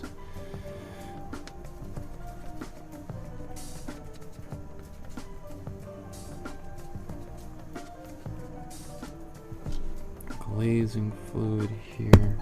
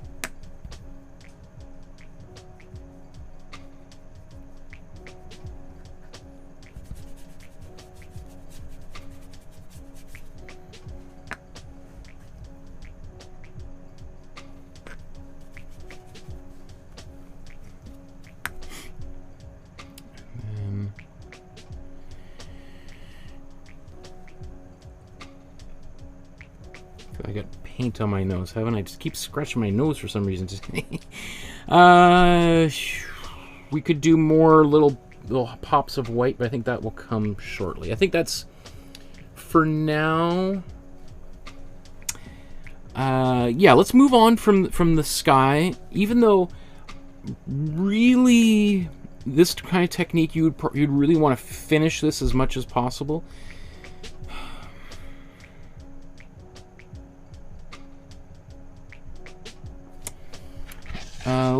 I would like to finish this before I move on here. So I'm going to blow dry that, and I'm going to use a little bit of... let's use a bit of the pink again. So...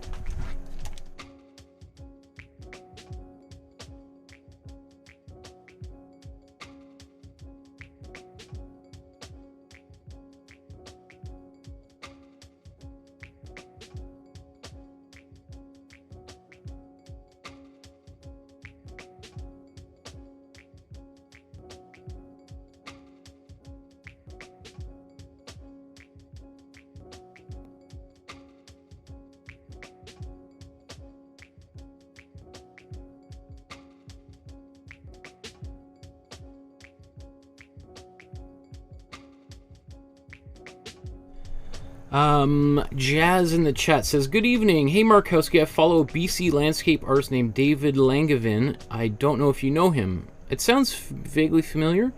He uses golden GAC 100 and GAC 500 in a 50-50 ratio mixed together and uses this instead of water. His glazing methods are super interesting. I'm wondering if you've tried this. I haven't used those two in a mixture, but obviously I don't use water for glazing. Water for glazing would just be, it would be like chewing glass. It would be really, really counterproductive. But I've got both of those. I don't know what the reason for using that as opposed to just glazing fluid would be. I guess I'll take a look here in a moment. So I just want to, that's pretty dark. Let's just see.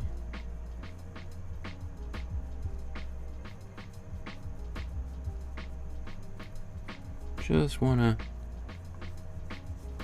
go over this a little bit. Integrate some of those areas and start getting, oops, that is very dark. Let's get this a little bit lighter. Here we go.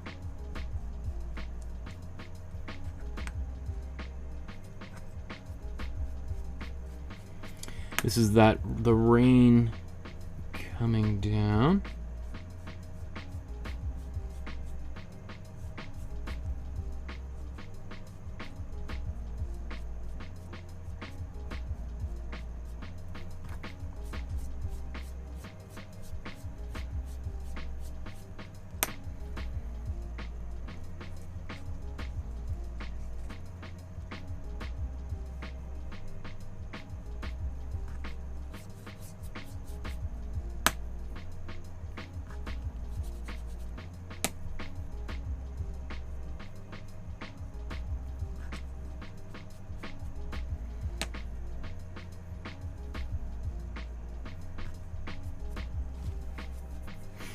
This mop brush has got a little bit dirty, so it's actually being a little counterproductive in a few places here.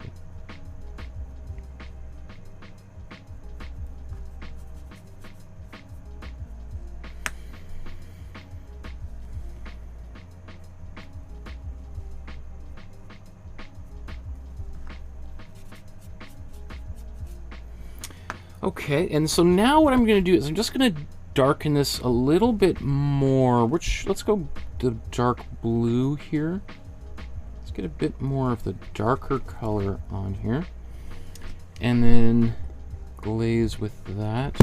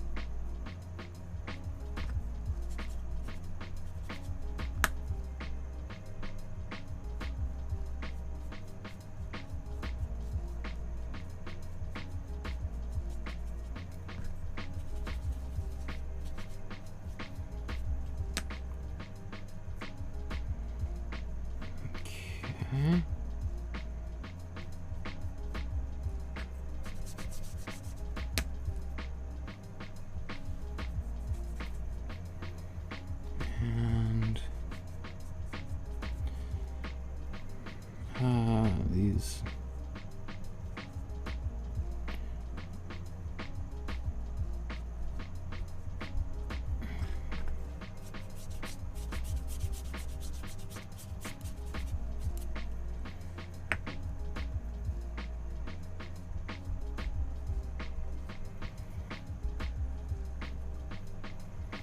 It's even darker back there. It's, you know, okay. Let's try to get...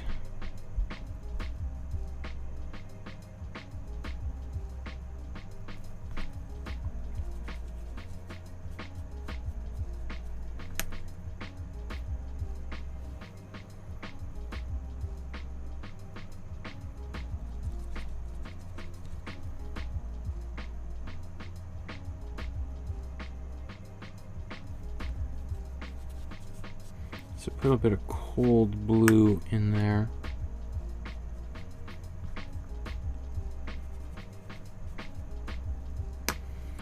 I'll take a bit of this cool red.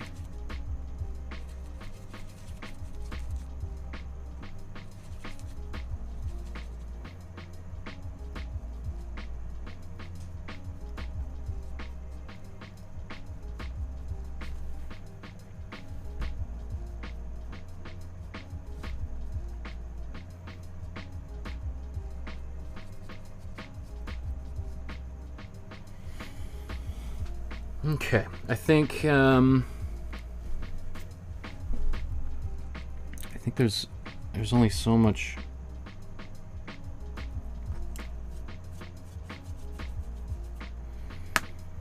It's pretty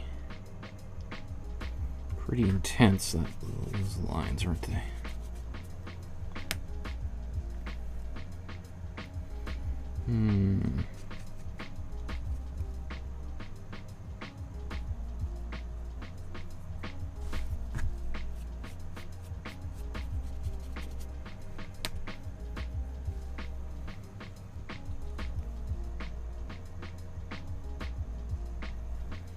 So I need to blow dry that so that this line can come over top here, and I just keep on getting lazy and trying to make it work with. So let's just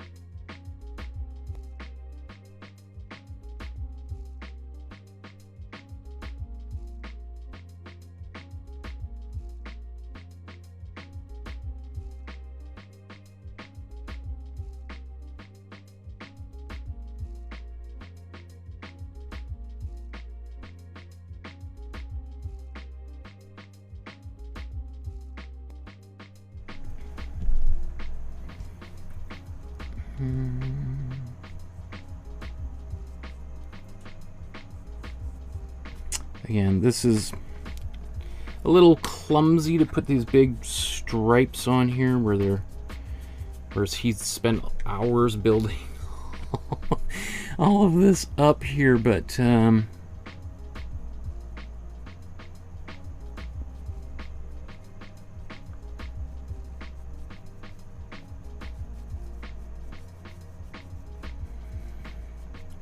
softening.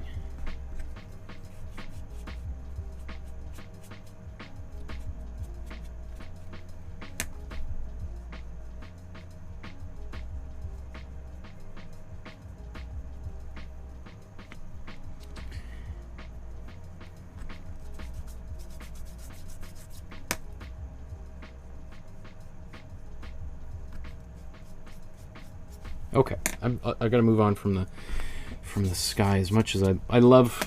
I mean, I made a whole series of paintings that are all cloudscapes, based on the time that I flew in the fighter plane. So I'm obsessed with clouds. I love clouds. I love painting clouds. And this right now has sort of gone through a few different points where, you know, I think it's looked better at times than where it is now. But that's just, we would get more of that as we go here. I do feel like maybe if I just do a little glaze with a bit of white now.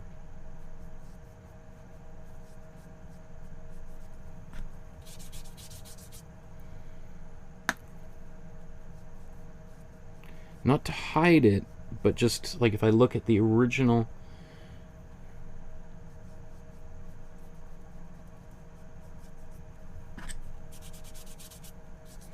So, because you'd also have the light bouncing off the raindrops. So you have the shadow and the light. Not bad, not bad. For quick and dirty, relatively quick and dirty for a painting that is a monumental. Okay.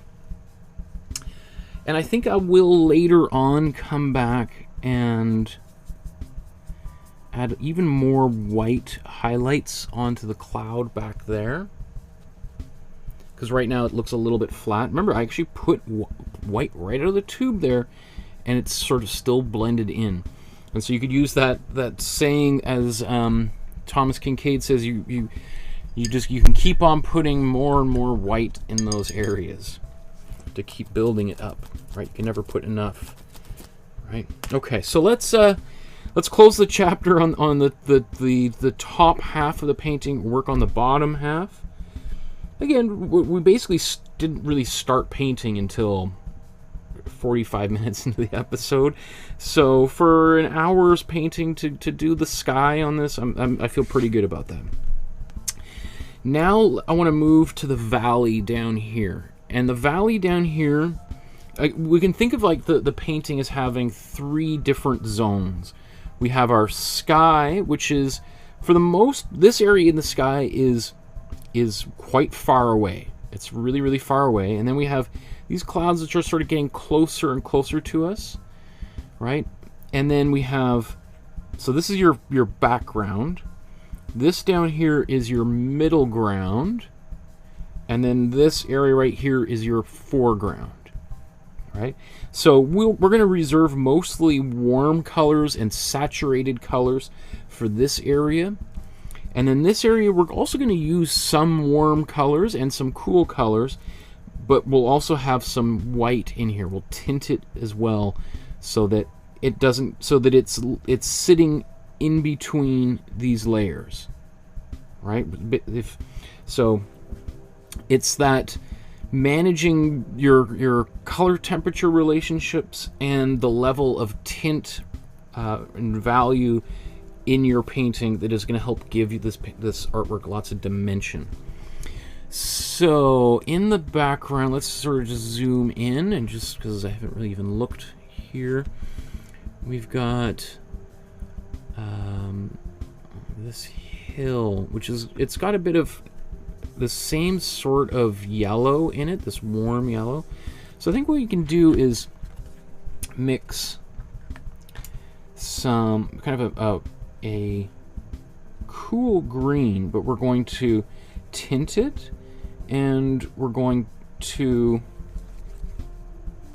maybe even add a little bit of the gray to it to just take some of the intensity off. So let's take a bit of this gray.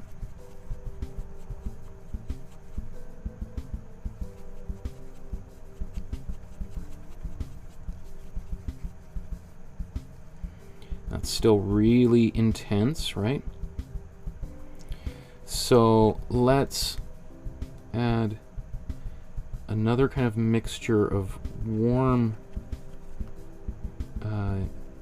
green. I guess I could have done that next to it.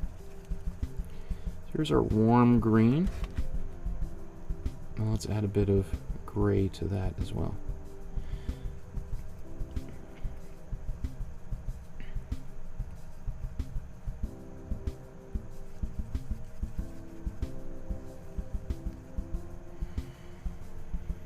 Okay, now let's put some white here.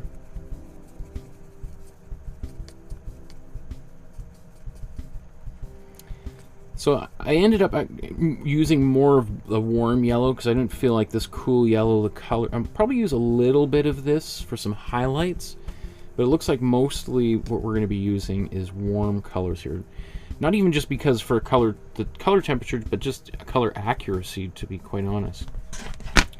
So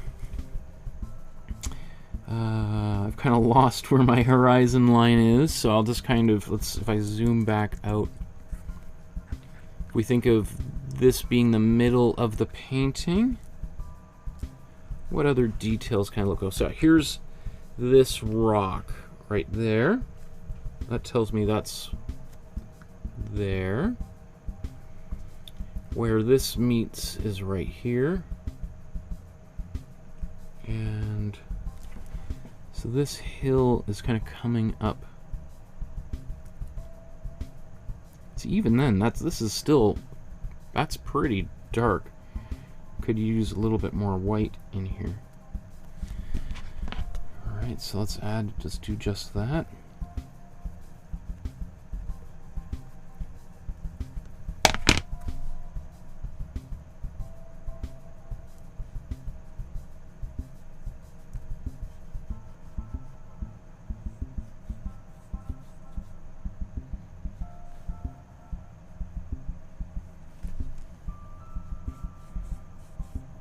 Now, part of this painting, you know, he's got all of these layers of depth in here.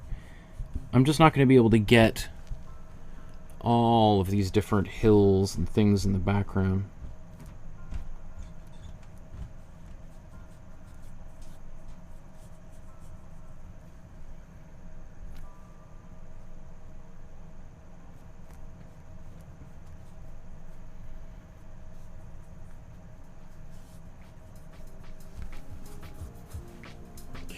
I'm not so happy with that color, so we can glaze with a color we like over top of this a little bit more.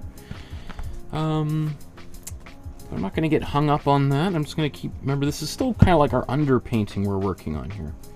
So let's take some of the warm yellow with lots of glaze, and maybe even a bit of warm blue. Some white.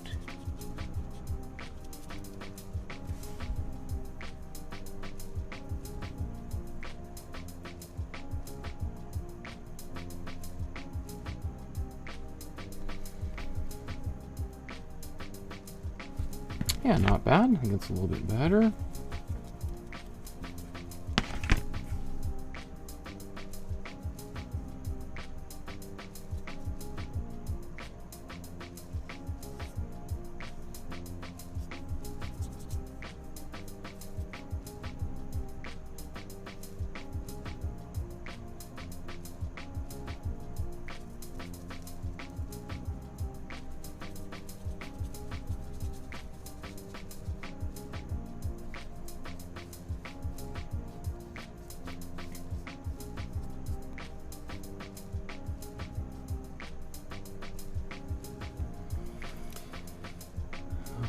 Okay.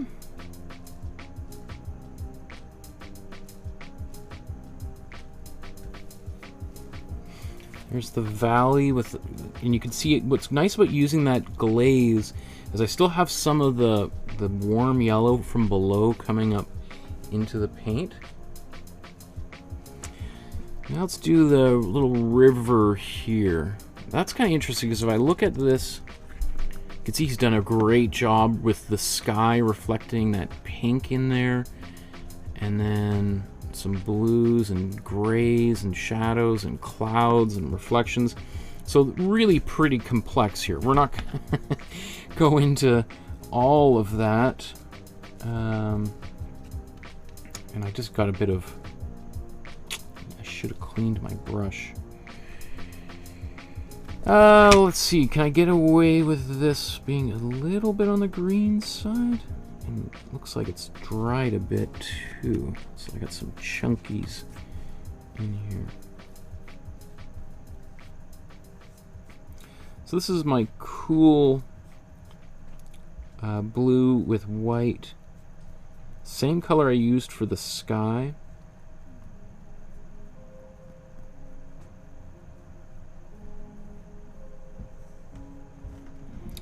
If I was a little bit smarter, I could have used this same color when I painted the sky. I just wasn't even really thinking about it. I was just so focused on the background.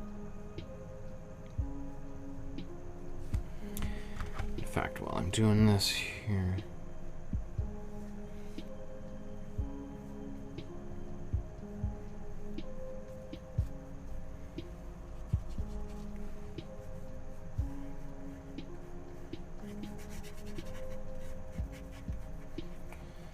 painting this really quickly.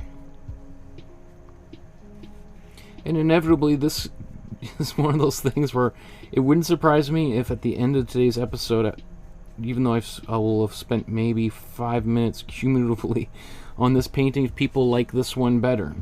Because that's just sometimes what happens is when you can just overwork a painting. Anyway, there's that.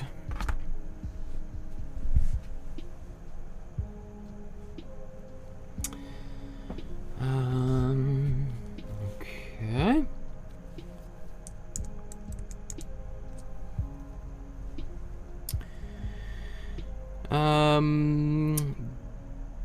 Jazz says, are you glazing with transparent paints? Nope. I'm just using regular paints right out of the tube, just like this. The heavy, this is a typical heavy body paint. So I just squeeze that out onto the palette, and then I use some glazing fluid. Right? So to do everything I'm here, just various different colors, the 7 different colors that I use, and glazing fluid. Right? And you can paint anything, really, with the combination that I have here. So, let's see, what else is, Lori says, I use a lot of zinc white. Sometimes I think it's my best friend, other than times when it looks washed out and chalky. Would titanium white and glaze be better?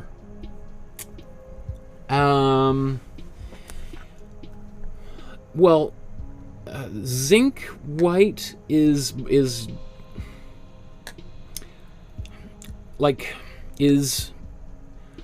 how do you even describe the different whites? Like, titanium white is the most opaque white of all. It's great for covering, for hiding, for concealing mistakes. The most interesting thing with like zinc white is it's more transparent white to begin with, but so it doesn't tint the colors quite as much. I agree. Like it's if you've only ever used titanium white and you use zinc white, they behave totally differently, and it changes the way the colors behave.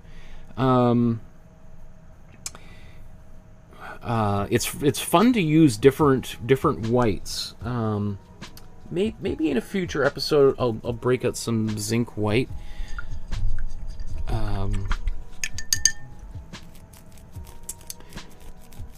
Would titanium white and glaze? I mean, I'm using titanium white, obviously. You know, I don't know if I've ever glazed in acrylics with zinc white, so I'm not even really sure how it behaves. So I can't really comment on that. Interesting. I don't know. Jazz says the cool green looks like the foreground. I did end up using some warmer greens that were heavily tinted for this area, because I didn't like. This was the cool green that I mixed, and I just was not happy. I could have actually added a little bit of warm red in there to help cut the intensity of that color. But, so I did use warm green for this, with a lot of white. Like, when it comes to depth, like, sometimes you have a warm color in the foreground, sometimes you've got warm color in the background. Right down here, this valley is sort of being bathed in warm light, right? It's kind of like almost a little bit of like the golden hour sunset, where you have this kind of golden light coming across. So too much cold colors down here is just going to look a little bit weird. So that's why I've used some warmer colors, but to keep it from launching forward, I got to put quite a lot of white or gray in that color to help reduce that problem. Okay. I'm going to blow dry this because I want to do a couple more layers here with some brown to give a little more nuance in this area here. So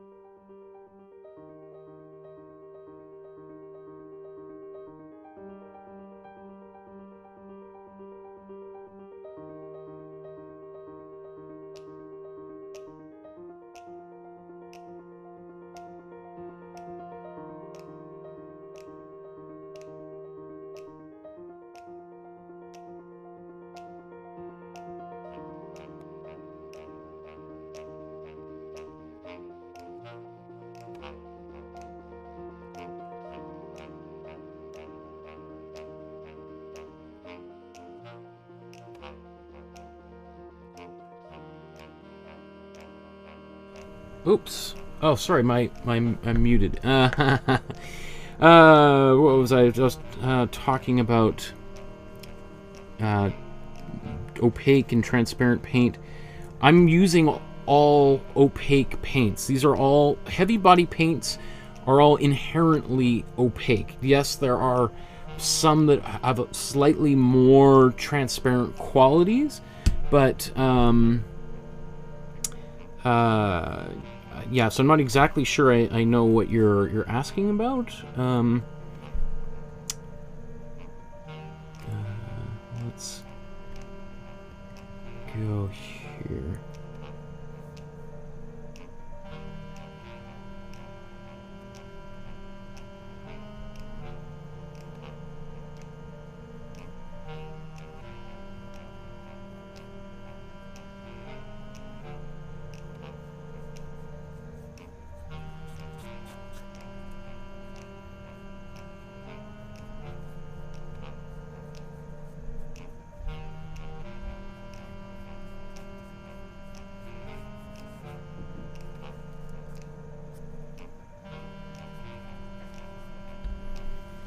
Okay.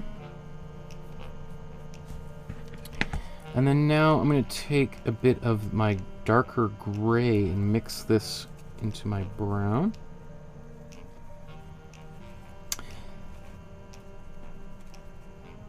So rather than using the dark, like brown here, I'm adding gray to my brown. Otherwise, it's going to compete with the trees here in my foreground.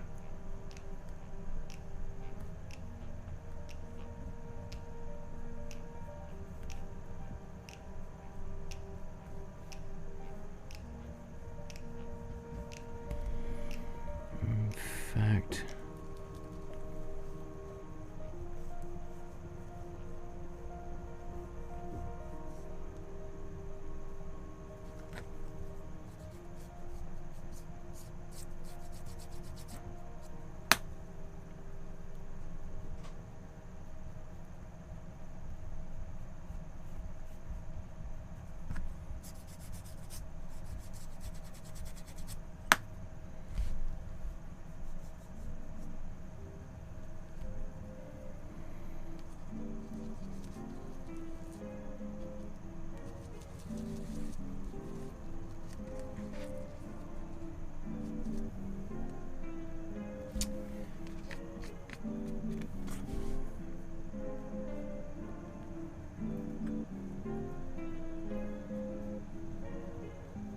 so I'm just putting some little areas here for some trees. Actually, I really should get the water sorted first.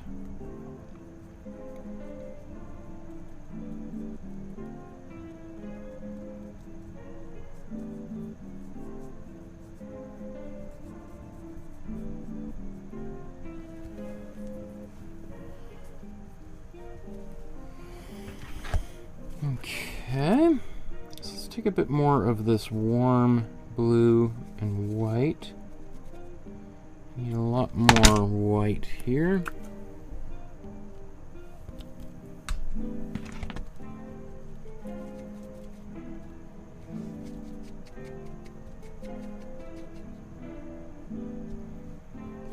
And I'm going to glaze with this, just to keep it nice and thin.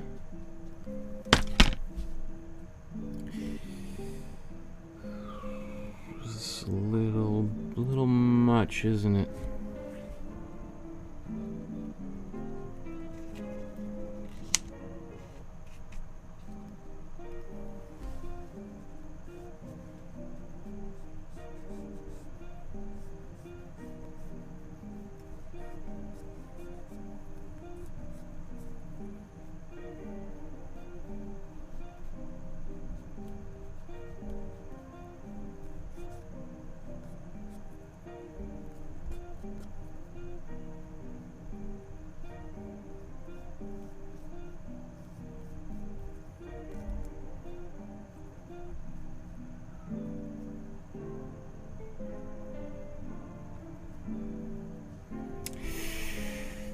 That's a bit intense. Okay, but I can always glaze this down and take off some of the intensity of that color, right? I mean, this was mostly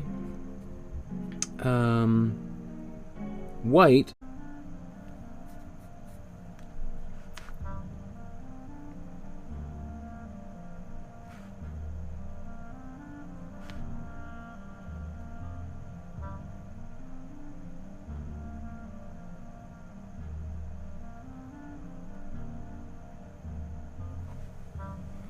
Let's see. I'm just going to put this on top here just to see if we've reconnected here yet.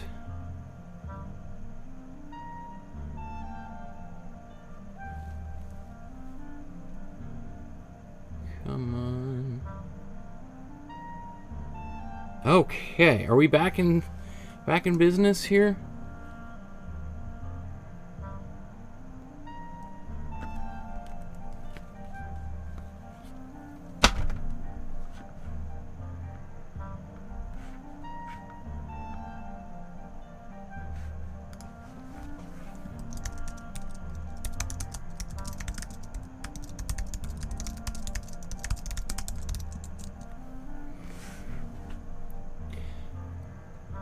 Okay, somebody could let me know in the chat if it's working again, because it looked like it kind of stopped and I lost the feed for a few minutes.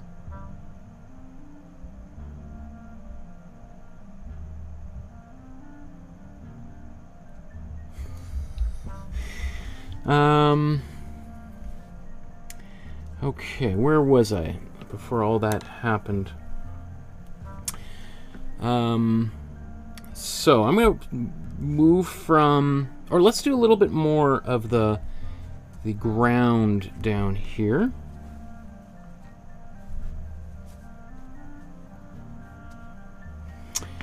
So I'm going to mix a cool brown that I'm going to put down here. So I'm going to take some cool red and some warm blue.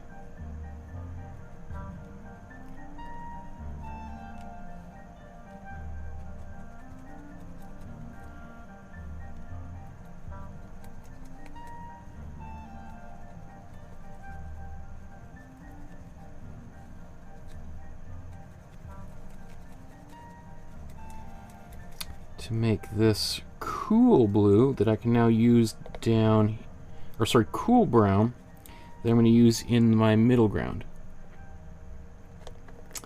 Awesome. Okay, people saying you're back. I see Paula's there too. Cool.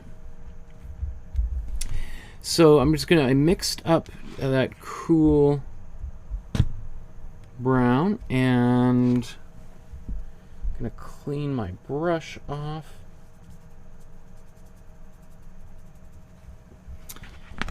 Now let's take a bit of white.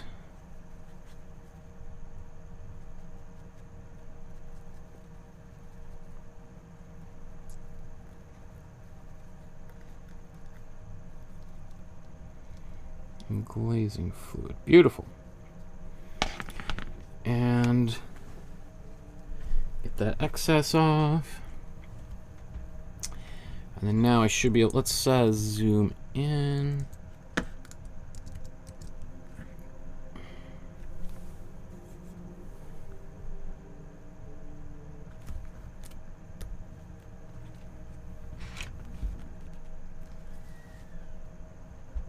Oops, see, that's still way too dark.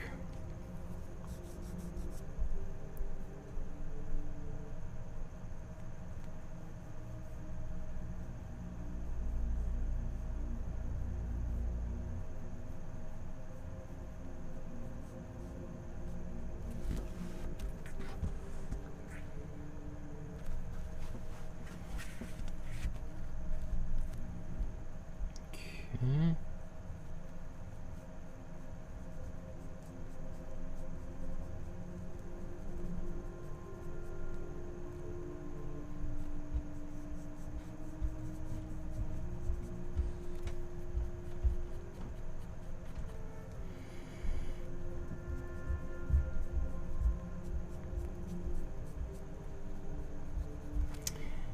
Let's get that right. Ooh, still a bit heavy on the pigment there.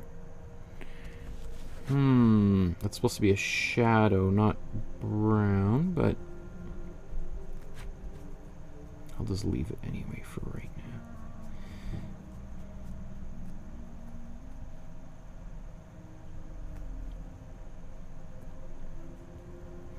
And I'm kind of quickly applying little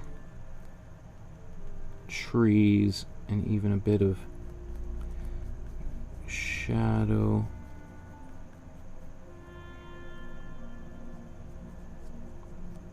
In the water. There we go. Okay. Let's come back out.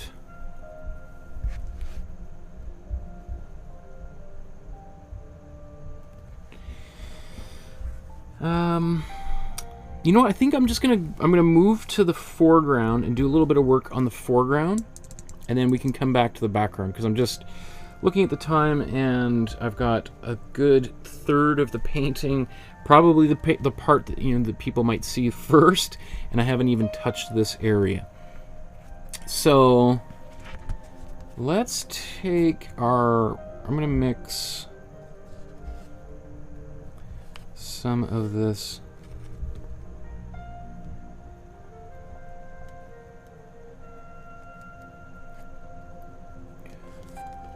warm red here. There's also some cool red in the foreground. That's how you get those really bright, almost like candy colors going on in there. And we really want to try to avoid white in the foreground here as much as possible. So we want to try to use saturated colors if we can. So let's, oh, there's, I just noticed this here. I guess I should do that first. Okay, bummer. I was so excited about moving on. Okay, so before I do that, do I have any of this gray left? Can I mix it right into this gray? I'll take my warm green, if there's any gray left. I think there's a bit there. I don't know if I have enough. Let's see. It's a little intense, so let's put a bit of white.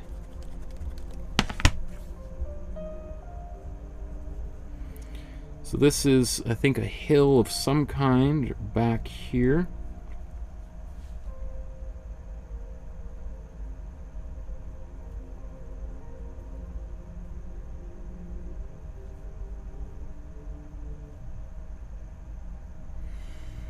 And because I didn't continue this, I'm just going to make it a little bit bigger.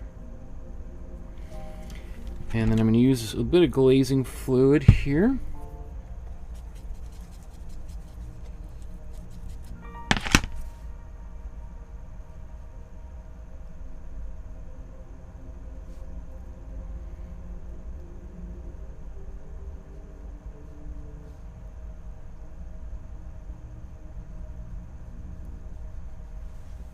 And I just want to try to soften that up a bit, the edges, to give it a bit, you know, like this kind of a little bit out of focus thing going on there, right?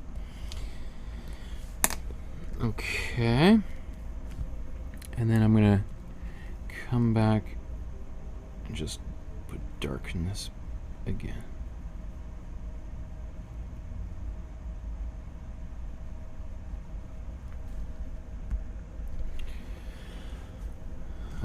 Now I could glaze a little bit of white right there, because the rain is coming down here. Oh, and I didn't even, there's like, let's just take a look at that. Now that I'm looking at, like, look at all the detail here. All these birds flying in the background. This is this area that I was just working on here.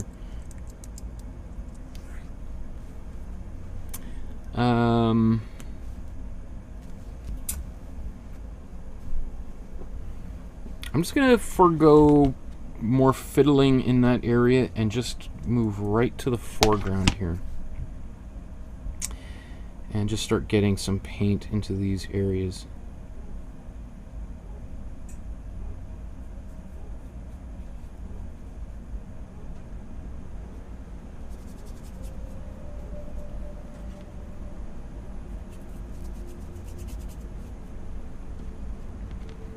So I need to mix more of that.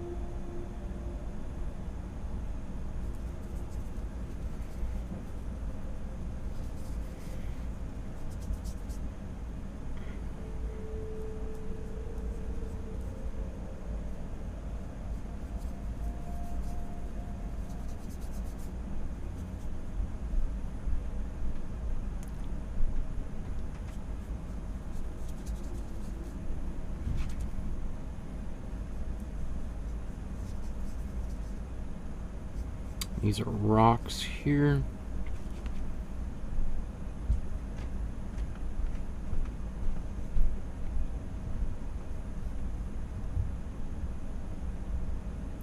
Oh, this... I'm just going to cover this. There was a little bit of that shoreline that we could see from above.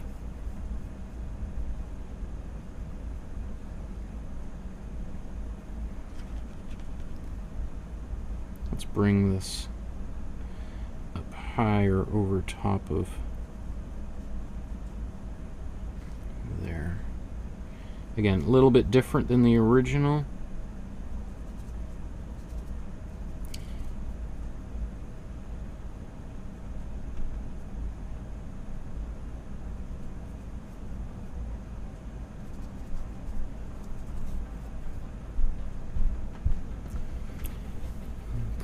Okay.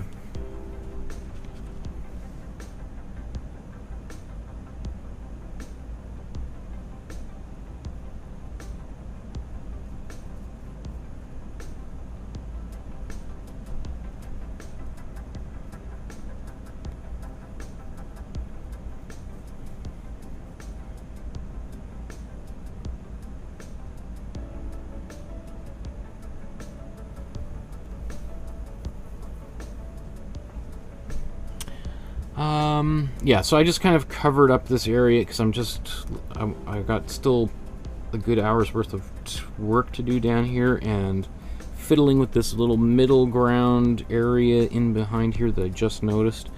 I'm just basically hiding it so I don't have to deal with it right now. So we've got this warm brown that we made for earlier, so I'm just going to take it and start applying it in here.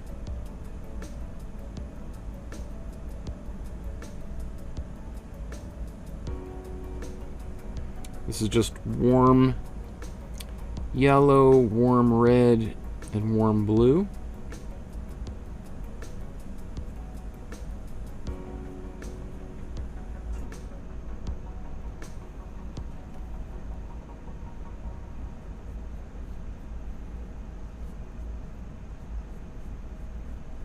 And right now, it's like little placeholders. I'm just trying to get color in here. We'll put grass, we'll define all of this, all these branches, etc.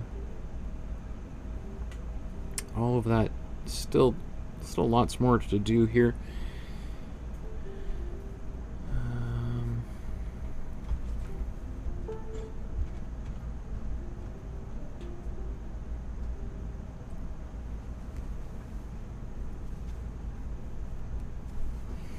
I'm going to need to mix another gray. So let's take warm red. I need more cool blue. Where's my... okay.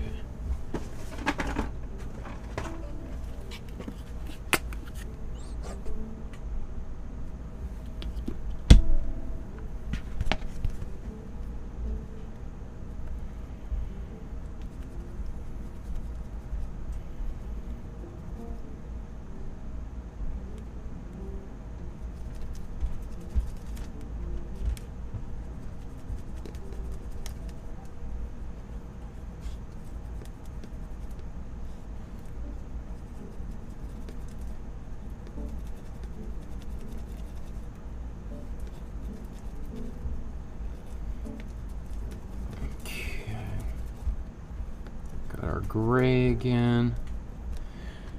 I want to take a bit of warm blue and put in this gray because we want this gray to be in the foreground, so I'm just, as opposed to the grays that we've had in the sky.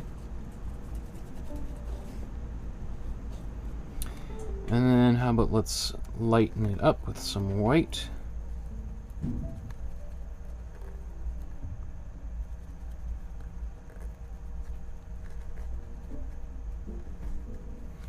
So just a slightly different kind of gray than we have up top, which is good. We want variety.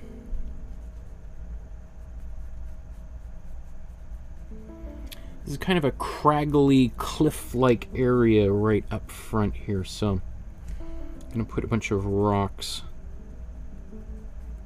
right here.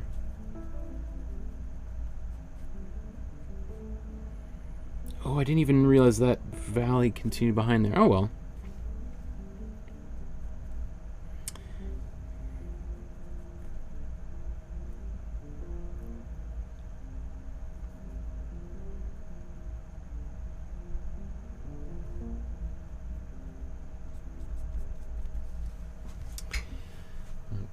Okay. So just starting to kind of plot out where some of these, the rest of these details in the foreground would be. Gives you an idea when we talk about scale, like, look at some of these, if this is, oops, come on. Here in the foreground, here he is. There's Thomas Cole right in the foreground making his landscape painting. That's roughly somewhere right in here, right? If we look up, yeah, that's, where is he? He's hidden in this area right here. In fact, let's just zoom in on him, and then we'll back out. Oh, there he is. So he's actually, yeah, right down there. And then if we just zoom back in, you can see this is his little setup. He's got an umbrella. All of his paints are down here, and this is also where he signed his name. Right, T. Cole. Right, all the little flowers. So, you know, tons of detail. Because basically, if you were to see this painting in person, he would be about that big. Right here, he's so small that I really can't even paint him, to be quite honest. I'm not even going to really bother.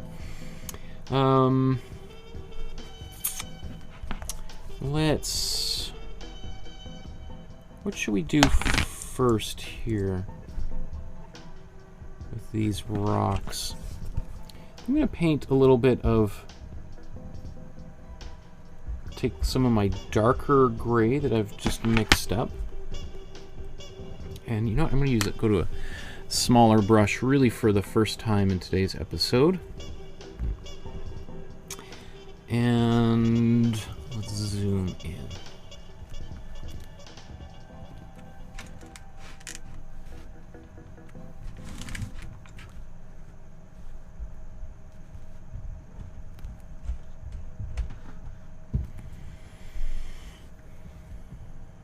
Okay.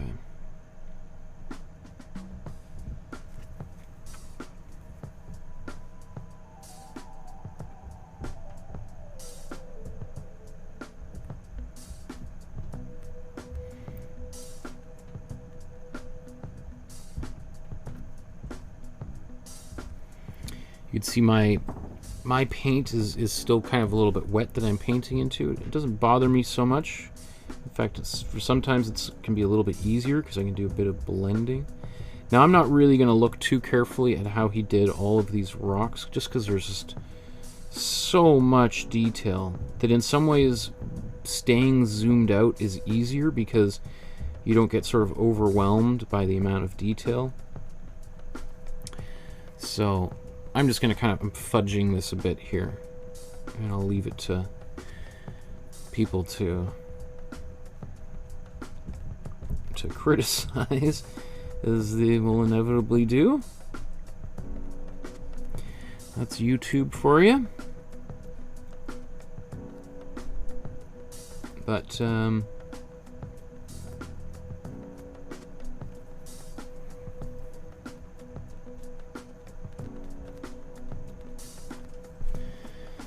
just some kind of, like, the light is coming from the far right, so as long as I have highlights on the right hand side and shadows on the left hand side, I'll be fine. So I'll put those there. And I'll also, before I put my highlights on, I'll do a little more, I'll do work in the background here.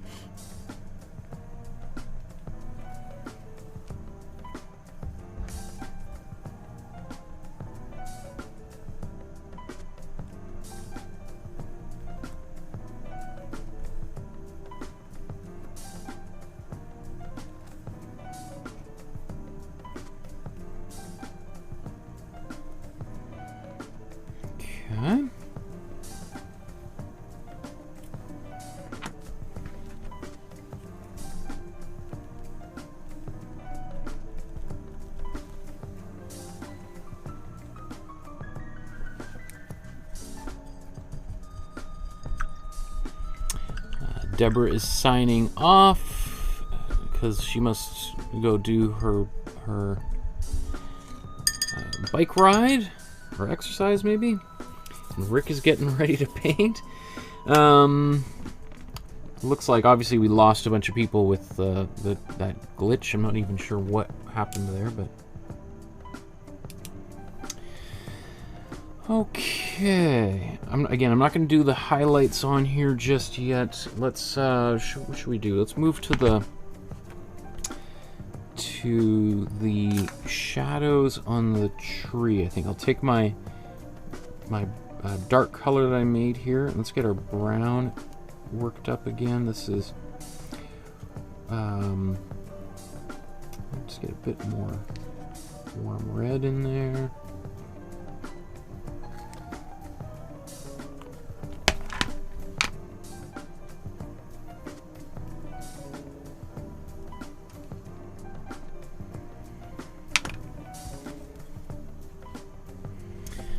Okay.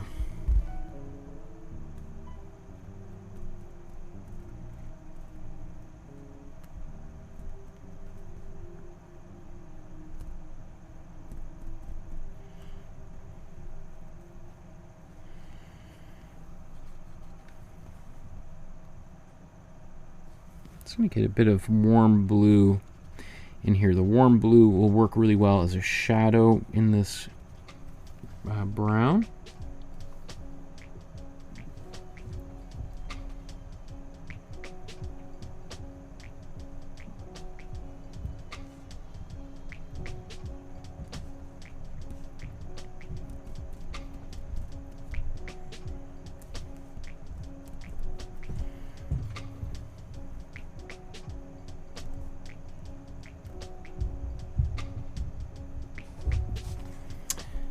I got a lot of gray in this painting. It's muddying things up a bit. I don't mind how that looks, but I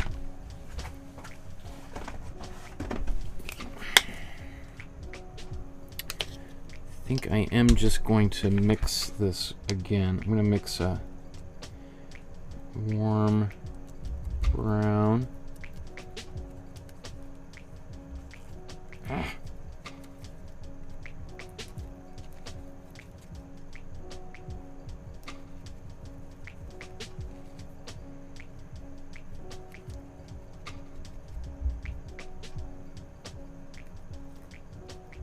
There we go. That's the color I want. Oops, I don't know if that was any of that was on camera at all. Just realized how zoomed in I was.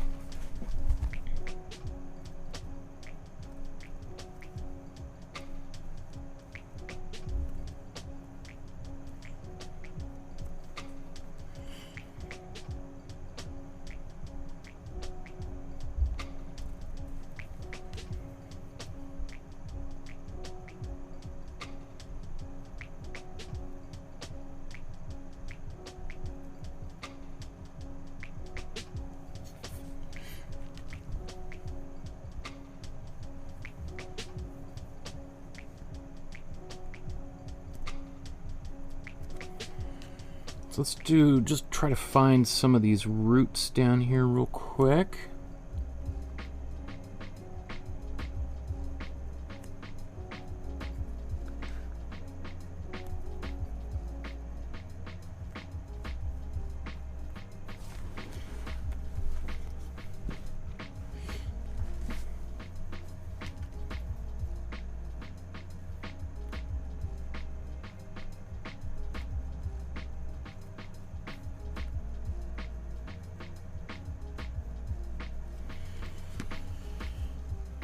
Okay. How about let's I'm gonna take a break from that because now I need to really get into the oops. I want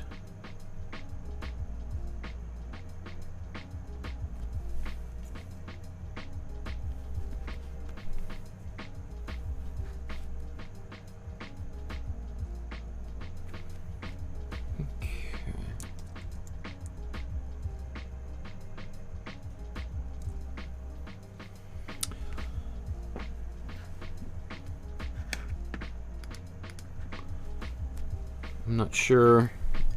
John says spam test. Hello again.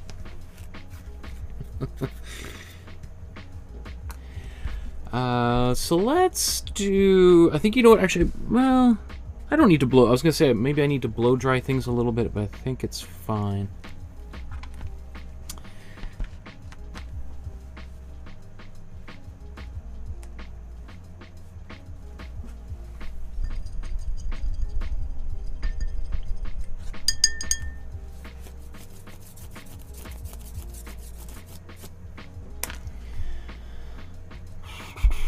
So all of this green, we have a combination, and actually remember we're looking, this is the actual original painting.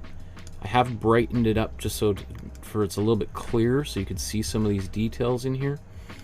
But I am going to use some cooler green in here just because it's going to be a little bit brighter without having to use white. Because remember, we want saturated colors in this area. So at this point, I'm gonna execute this part of the painting in a much more, I guess you could say, impressionist type of a way, which is totally different than the way Thomas Cole painted. I just I know I've done 6.5 hour long painting sessions. I'm not going to paint for 6 hours tonight. I'd like to try to finish in about another hour and a half. So I'm going to tackle this in the shrubbery and everything as maybe more like Tom Thompson would have done, as opposed to Thomas Cole. Because with today's episode, it's not about learning how to do little details. It's really just learning how to do, like, create space in a painting. Right, that's mostly what the Hudson River School is famous for. So let's maybe the first thing I'm going to do is actually put some darker spots in here where the shadows are going to be. So let's take this green that we had here. We'll add a little bit, so this is warm yellow and warm blue together. Get a bit, we'll take it more to the bluey side of things, and also add a little bit of red to it, and that's going to kind of darken the green a bit, and kind of takes it a little bit more into the brown side of things. If I yeah, let's start here, and then we can go even darker. And I think I'm going to keep the original image zoomed out for doing this rather than zooming in, because my goal with this for doing this is to eliminate some of those details. So if I zoom in, then I'm just going to be overwhelmed with detail.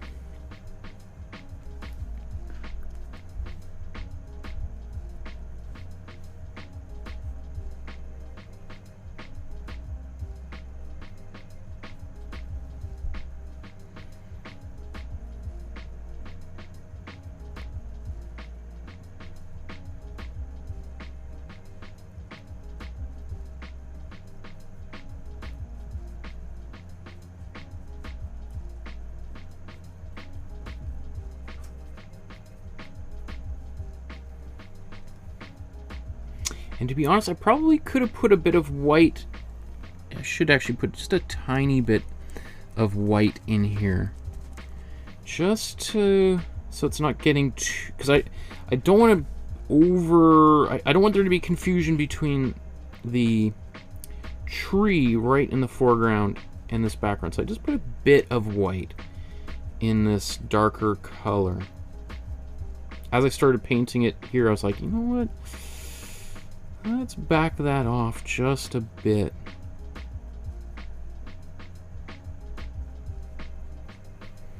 Just a little bit of white.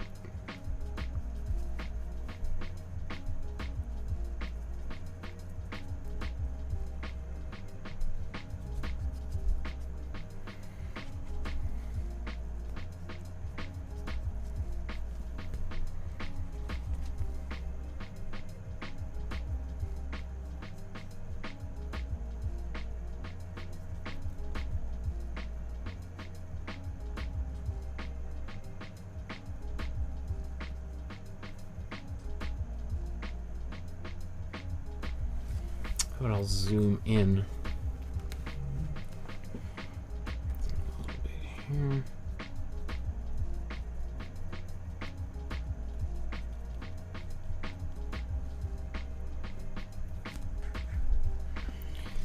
Okay, I'm going to take a bit of this gray that I have here and just mix this in.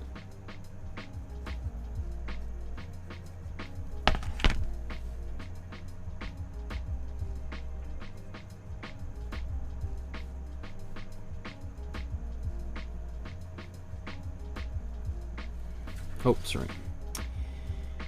Just sort of putting little, breaking up the solidity, the solid line of that hill, just to give it a bit more, so we see like little trees and stuff growing on this far side of things.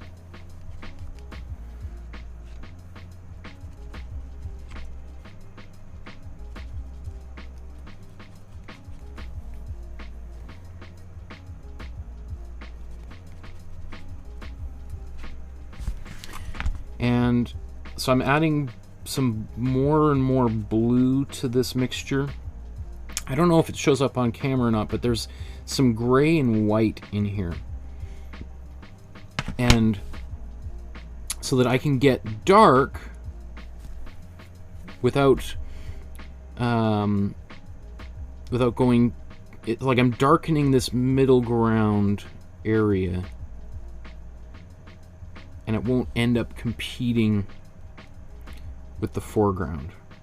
Because really, now, now that I'm looking at it, we have the background, the sky, the middle ground, which is, or even kind of mid background, the Oxbow itself, and then we have kind of the mid foreground, which is this green bush, and then the literal foreground is the tree up front here.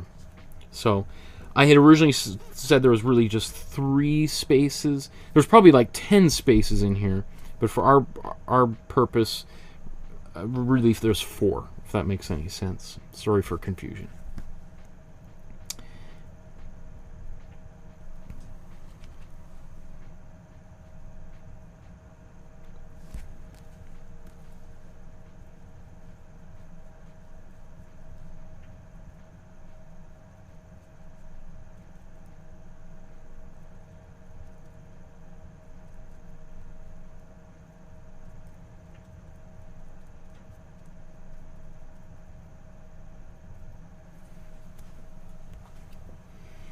Okay.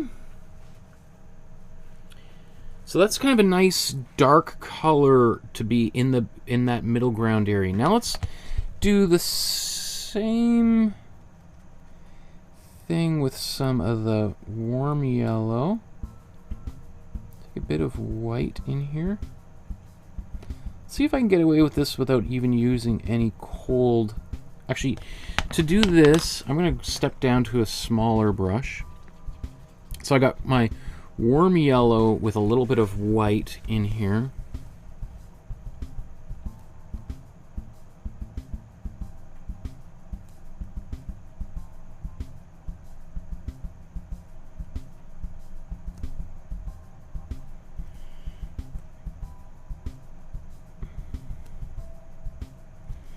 And just giving these little highlights in the shrubbery.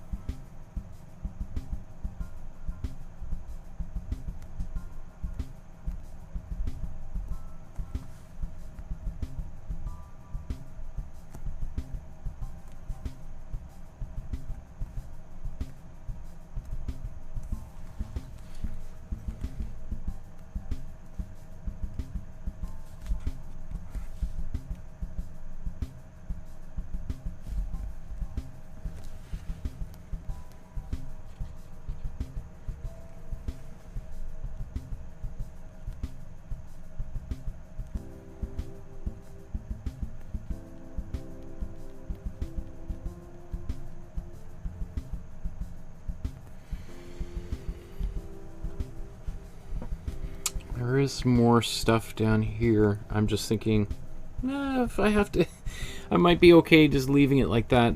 I probably will do a little bit of glazing with some shadows on the water. Okay.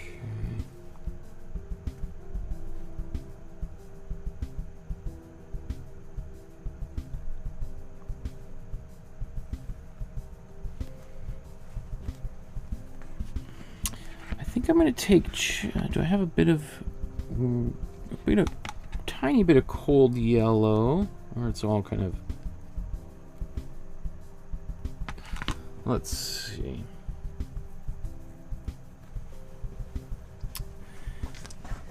Put a bit of.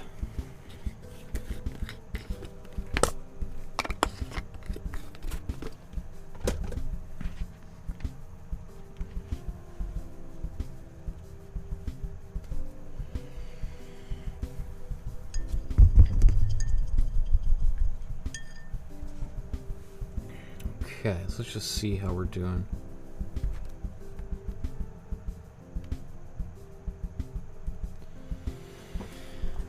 Okay, so I think I'm just going to take a little bit of the cool yellow.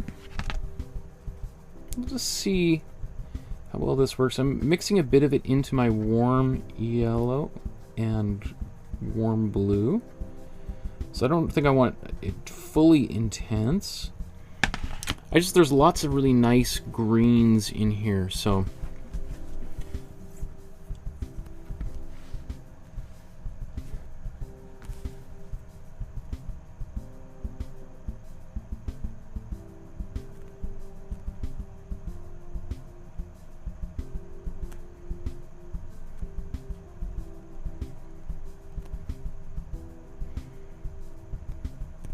So there is a little bit of gray and white in this color. It's not at its full intensity because we're not right in the foreground, right? We don't want to use a fully intense color in this type of painting unless we're painting right in the foreground.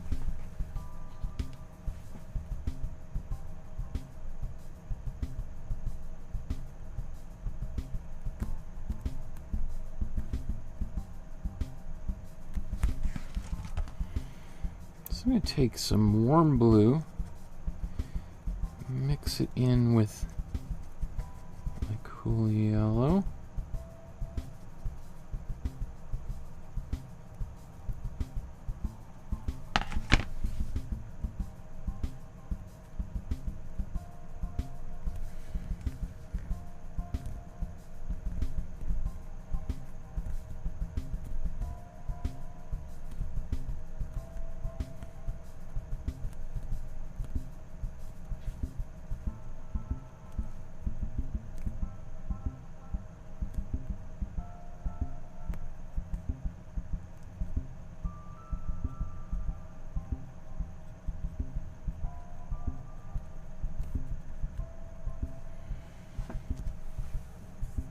Okay.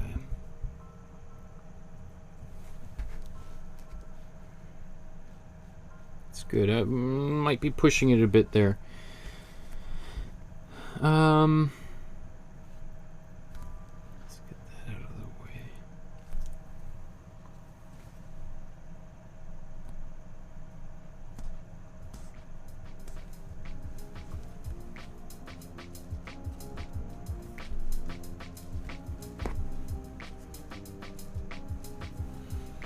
So now let's do the foreground, and we're gonna have everything here is saturated colors with very little white, if possible. So if you're gonna do this and you want to get more subtlety, then you can glaze rather than adding white into the color.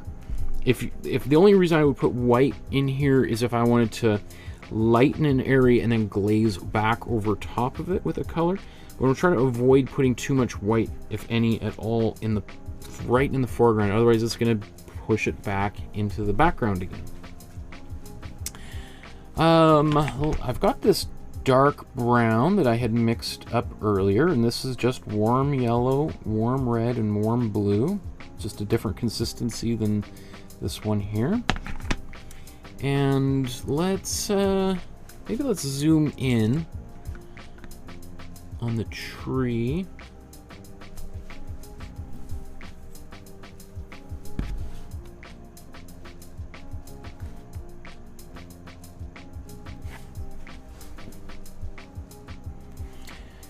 And let's kind of do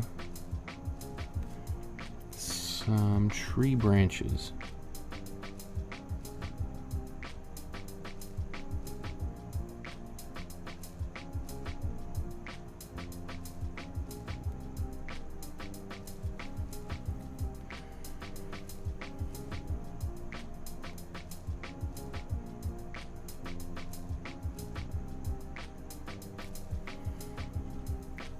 So you can have a lot of fun, and you can go pretty wild with this.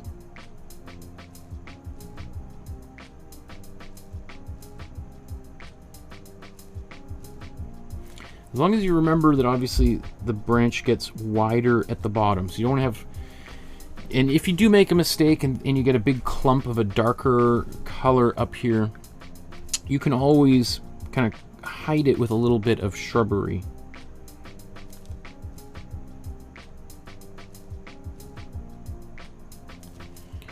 So this is where I'm looking right here.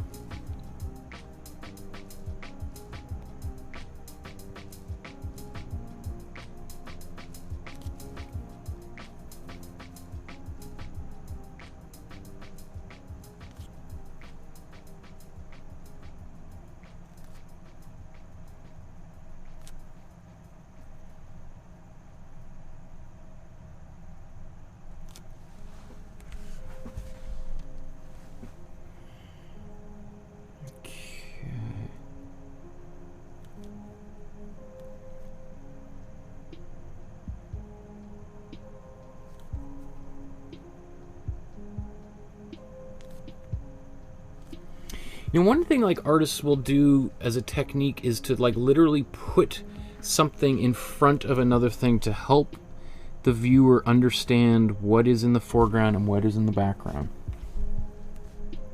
And I see him doing that exact thing in a few places. Like this branch right here, I think that's him also. There's a bit of bravado going on. He's got these two trees sort of overlapping, which is... He's trying to show us how great he is at doing exactly everything that we've been talking about through today's episode, which artists do all the time. It's like, you know what? I am going to show everyone what I made of here. So I don't want to put this branch right there. Maybe I'll put it...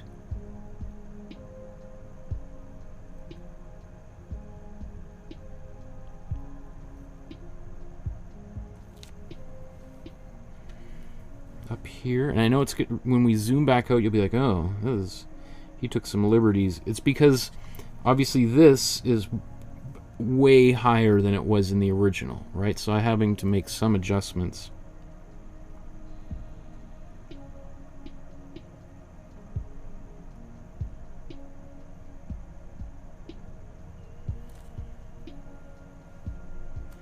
So I'm debating, do I want something crisscrossing down here? I don't know. I'm trying to decide. That's this area here.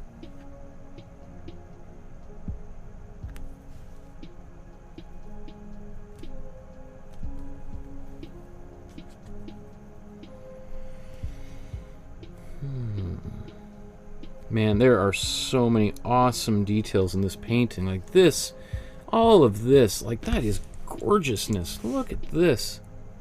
Look how he's painted that. Look how this is like the definition of like painterly type of painting. Right, when we get up, it's just so soft. Oh my goodness, it just looks like candy or something. I want to just take a big bite out of it.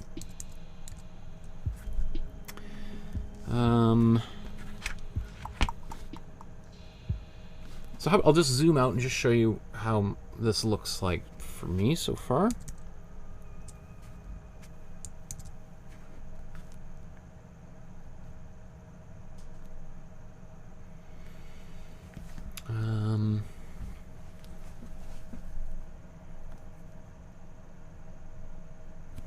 this.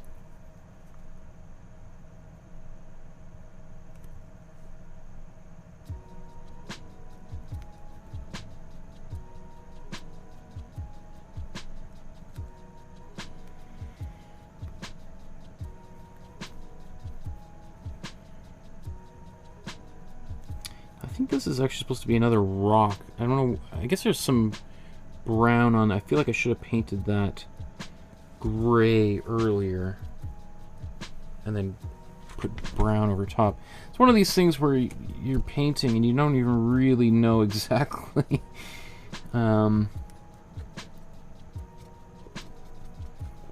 what is going on in every part of the painting. Let me see if I can mix up a bit of gray. That's a little dark, a little gray. Or do I want to try to... Yeah, I'm going to make this a kind of a big outcropping rock right here.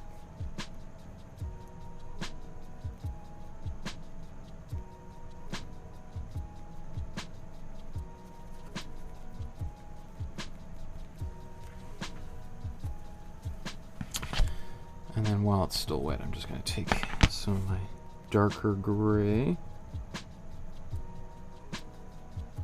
And I'm just fudging stuff here.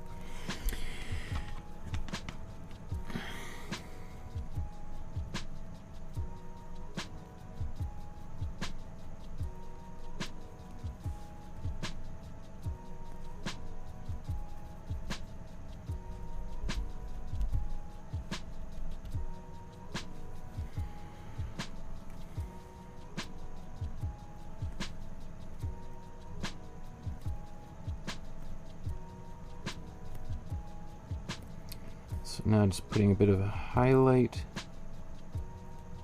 on these rocks.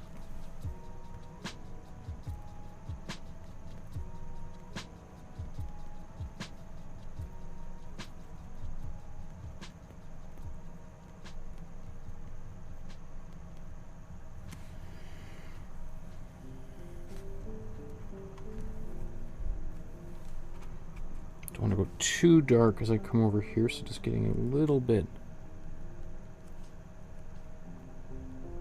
I might glaze down some of this where it might be a bit intense.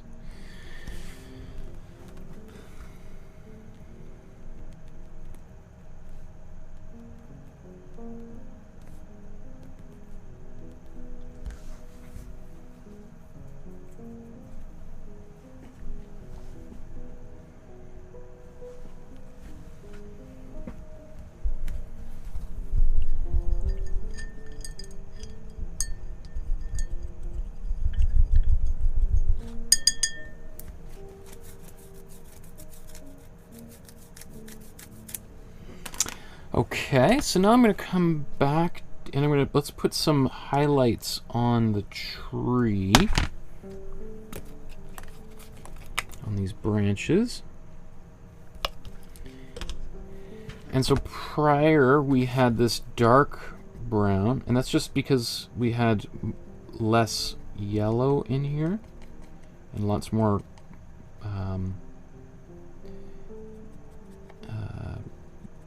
warm blue, the ultramarine blue, and the warm red.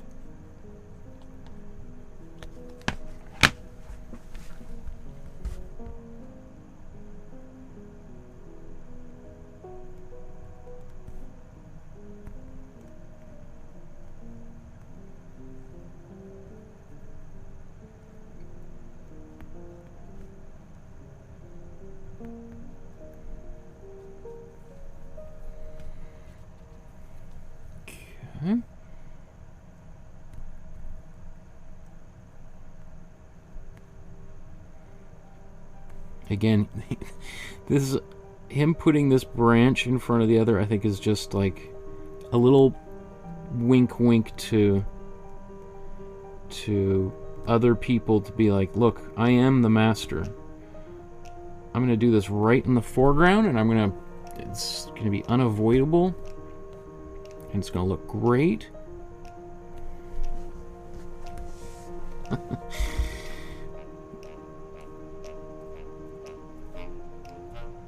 Now, I'm not really looking at the screen and how some of these branches are supposed to look, quote unquote, just because at this point I've already taken a lot of liberties. So as that happens, there's less and less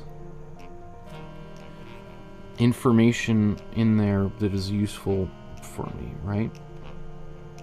And I'll just start getting all depressed because I'm not I'm not doing it correctly, quote unquote. So again, I'm just using some warm yellow mixed into this brown. It's the same warm brown, I'm just adding more of it in here. Let's put a bit of just spots of this color into the foreground.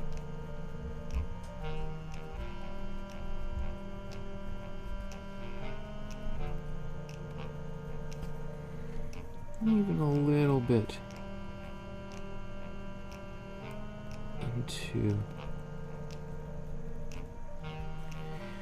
these areas up here.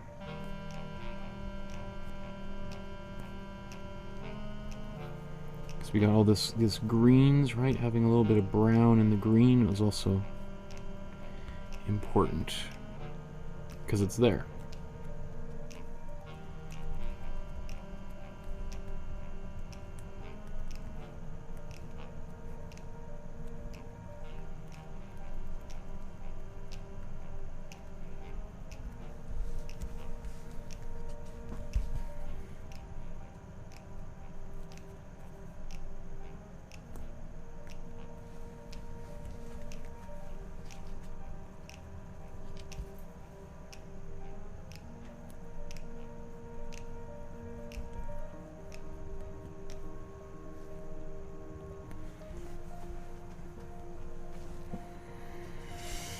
Okay.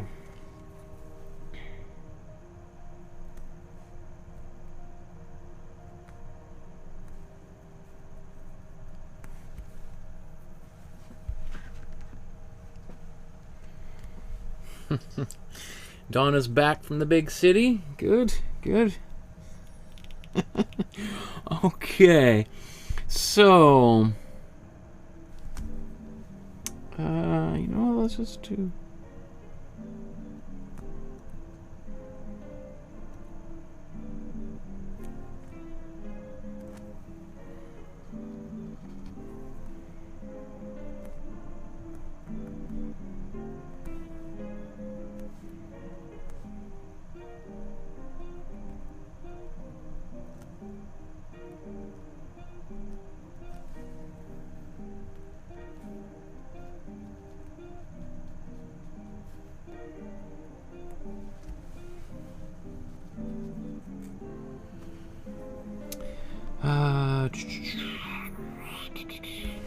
I should do a few little, very small highlights on the tree. I think I'm going to zoom in and just take a second to be a little bit more careful.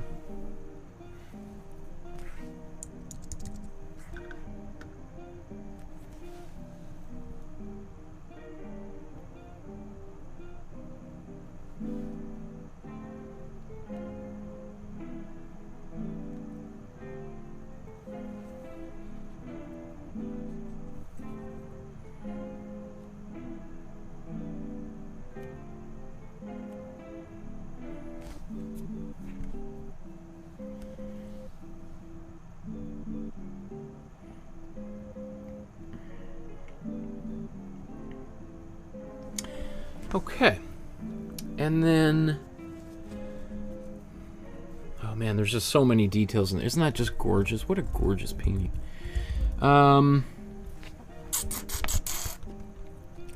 So now I'm going to take my colors. This is my warm yellow and warm blue, but without any white.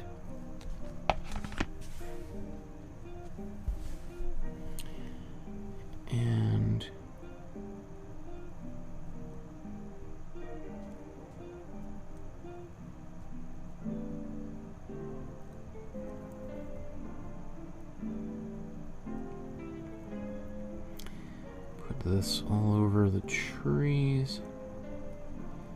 And if you had a place where, like right here, I felt it was maybe a little bit wide on the tree, we can fix that.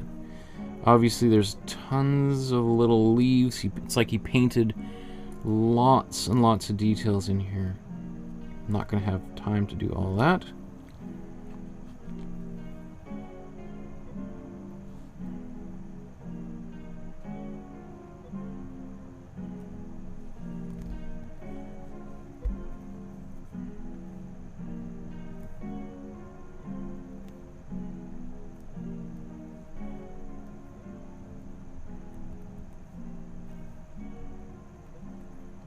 It's got like these mosses growing on them.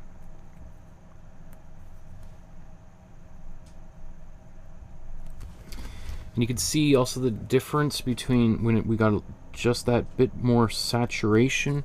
Things are going to want to sit more forward.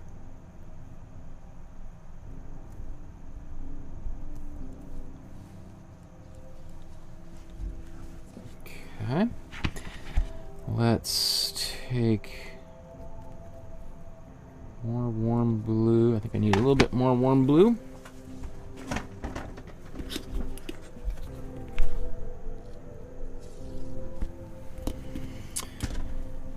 Okay, so my goal is to start wrapping up here in about 20 minutes, which is, you know, means that obviously I'm not going to have captured all of the detail in this painting, not anywhere near.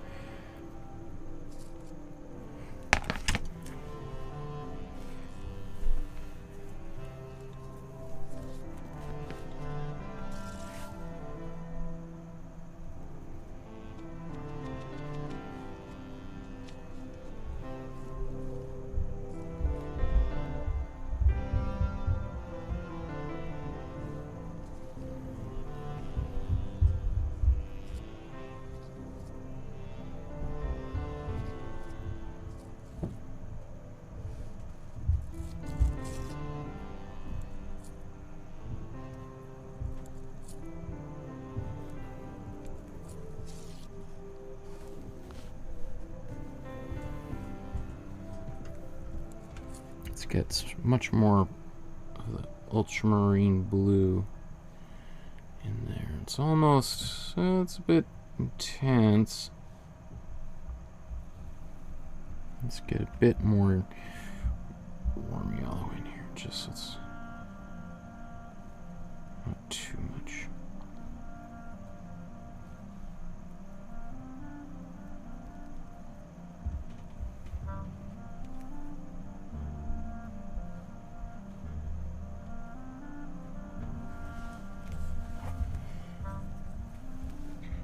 Okay, I'll just zoom out so you can see.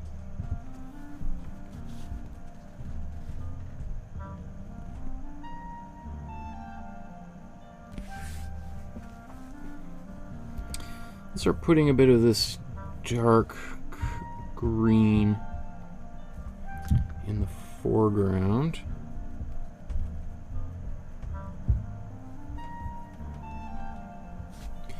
And also, again, you should be able to see.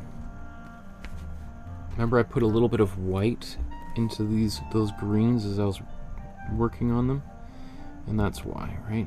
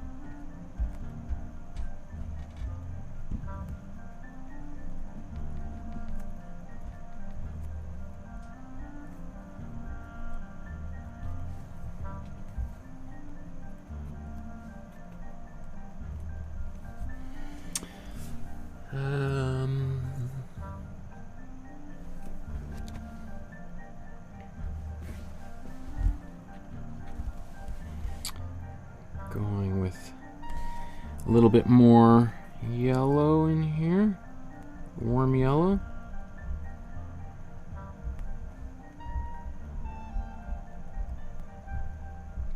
And there's also, I think I got a bit of cool yellow in this as well.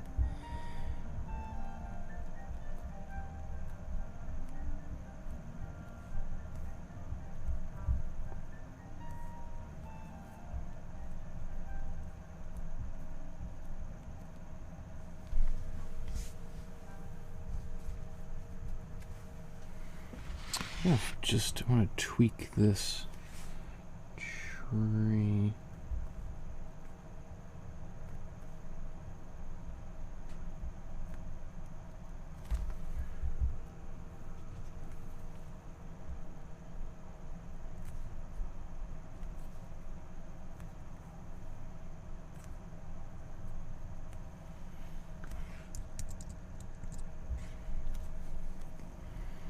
So this is what I was just doing, is adding just actually a little bit of cool yellow almost right out of the tube, or sorry, the warm yellow right out of the tube. You can see how like intense it is. Right, there's no yellow in this, or sorry, there's no white in it whatsoever. It's just warm yellow. Right, you can see I'm just taking this warm yellow, which on its own is what we use to paint that background, and often can seem kind of a little bit quiet, but compared to all the other colors that we have on here, it's just like singing. It's so bright.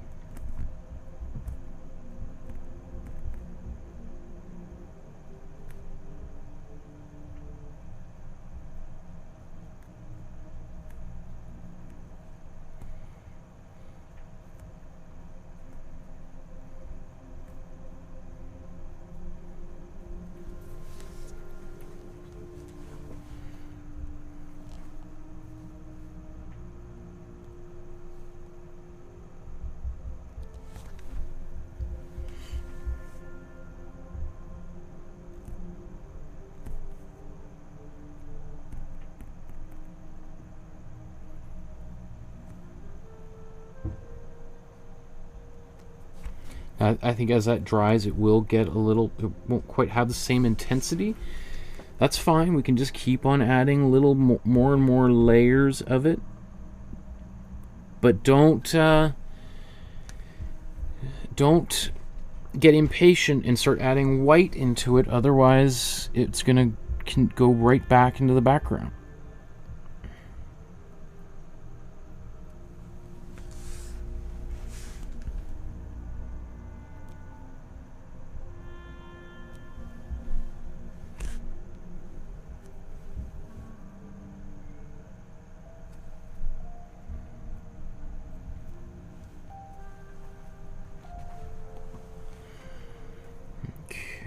Now I'm taking some ultramarine blue or warm blue, mixing in with this brown to get a darker brownish color. Oops, that was maybe a little much, but this probably won't look very blue once we start applying it.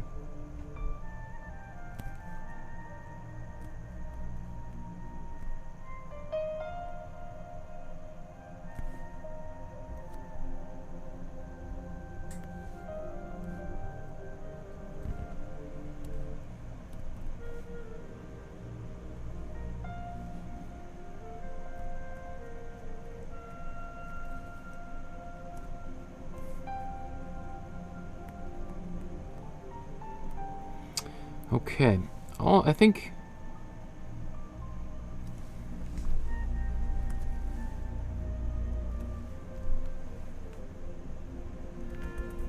for my purpose now,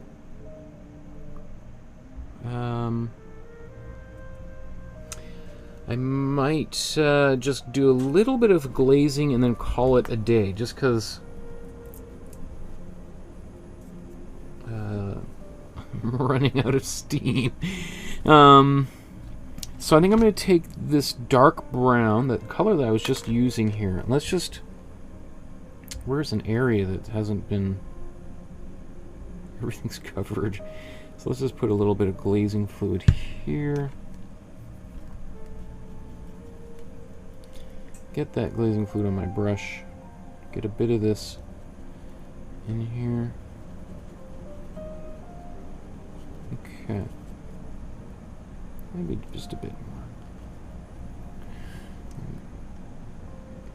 So I'm just going to use this for adding a little bit more subtlety in the painting, like places like the rocks.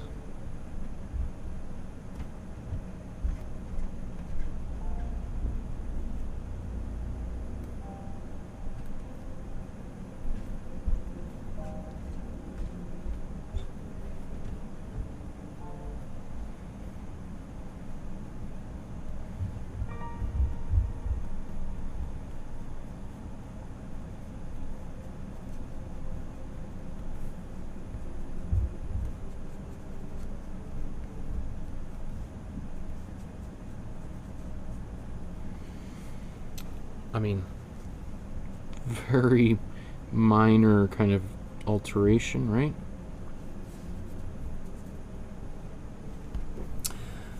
I could use it for the background, or I'd prefer to use a bit of a cooler color back there.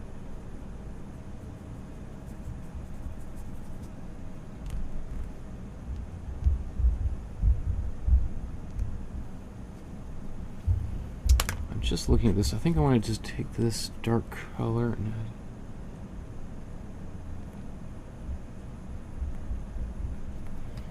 go even darker.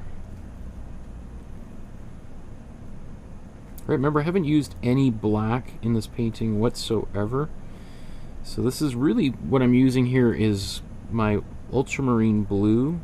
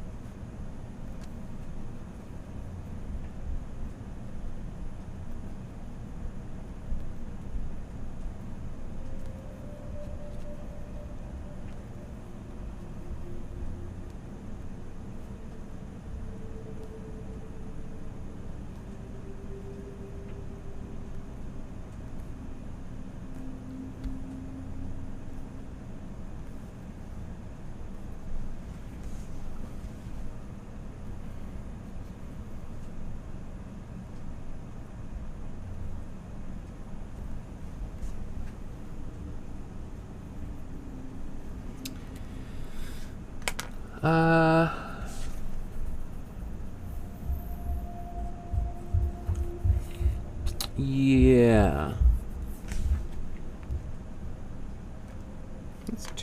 I'm going to take a little bit more of this glaze.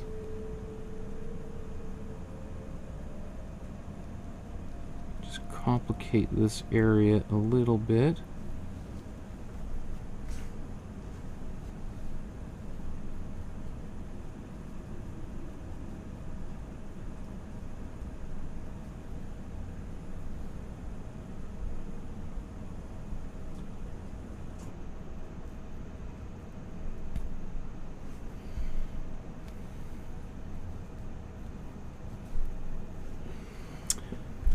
I want to put the umbrella. He's got this. I mean, here he is, and there's his umbrella. It is.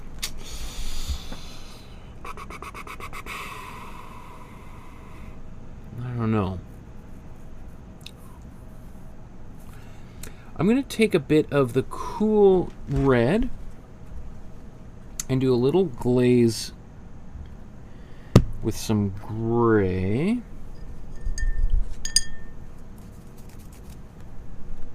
Do I have any gray left? I gotta mix. I might have to mix a bit more gray. So let's take some warm red and cool blue, mix that together, take a bit of this cool yellow. Now we got a nice dark color. Let's take the cool red, mix that up with some of the gray that we just mixed.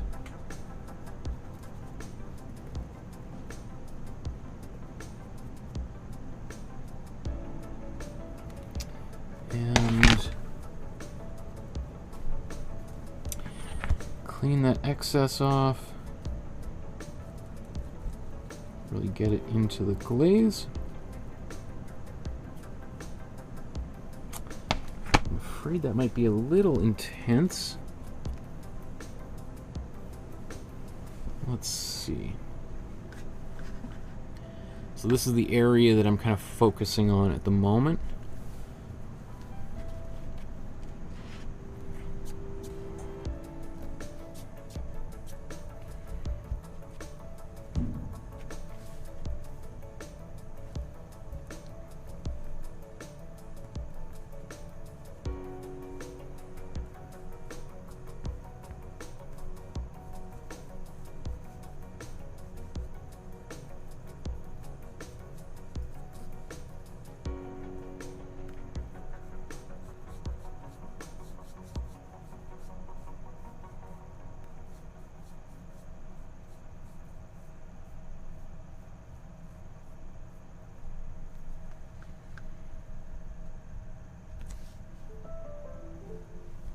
Looks pretty good. It's kind of, it helps a lot.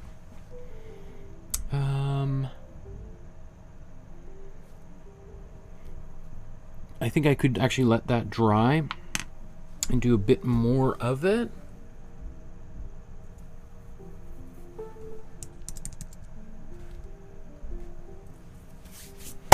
So let's just blow dry this real quick.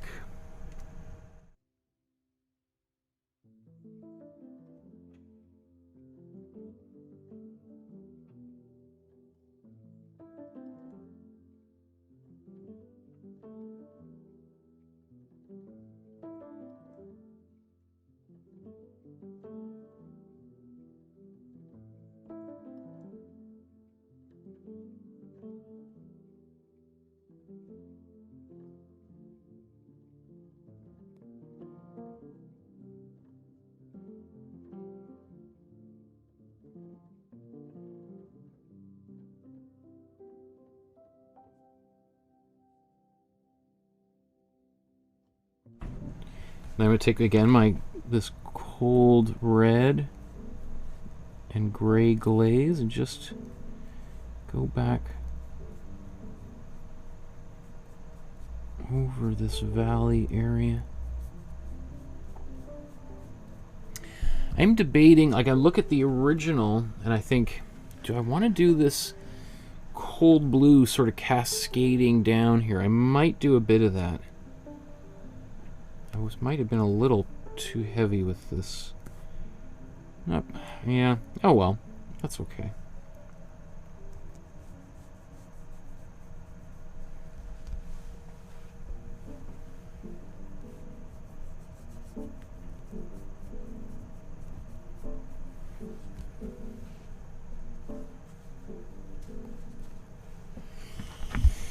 Okay, I'm going to take some of this white and cold blue.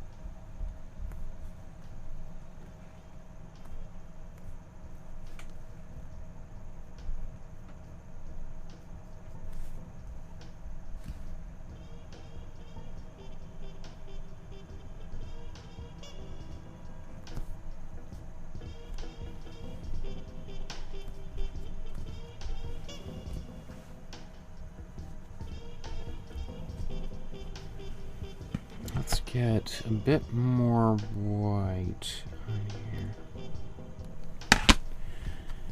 And we'll be almost done here. So I'm taking more of this white, mixing it into this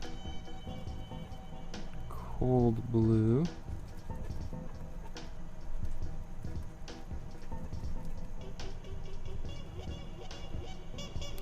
Okay. And again, where can I do this? Let's put it right up here.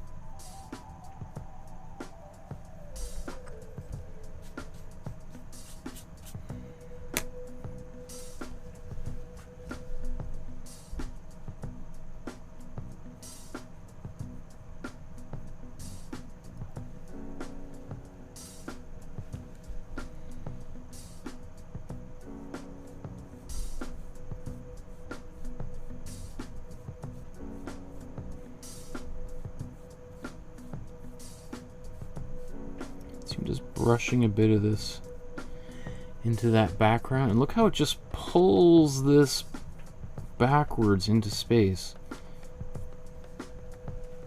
It makes this just seem that much further away. Just that little bit of cold blue glazed, almost with basically a dry brush over everything.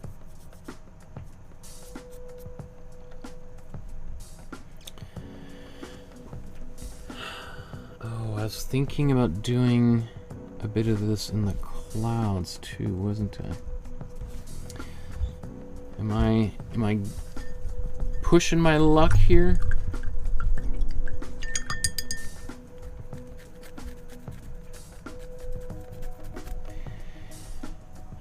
Joshua, I think I answered your question earlier. Most of this painting would be very similar with oil paints. It's just that you'd be able to do a lot more blending. But I wouldn't say there's anything overly dramatically different than what I've been doing throughout.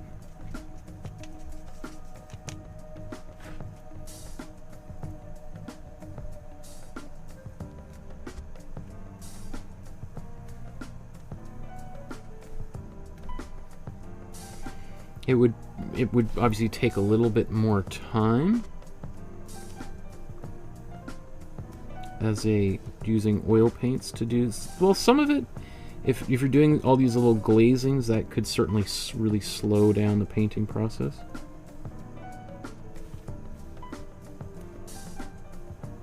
Let's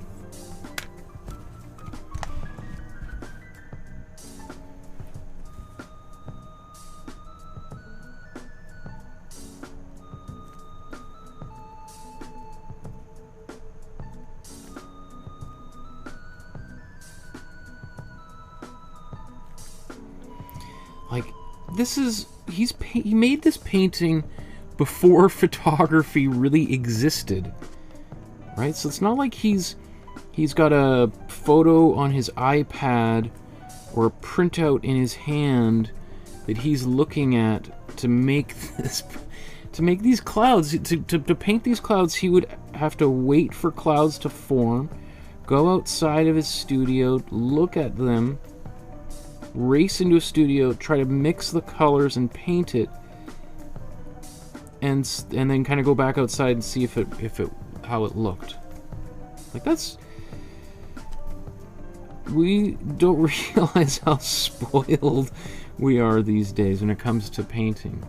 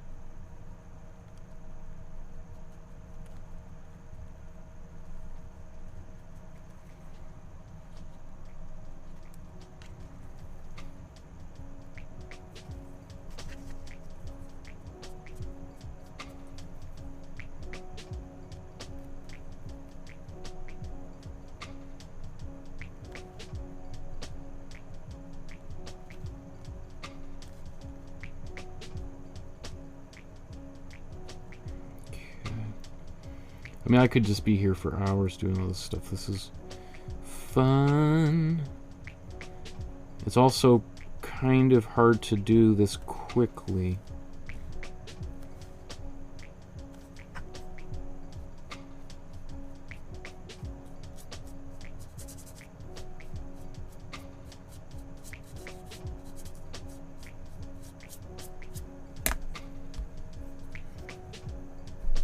That is gorgeous. I mean, part of me just wants to do a whole video where we just paint something like that. That would be kind of fun, wouldn't it?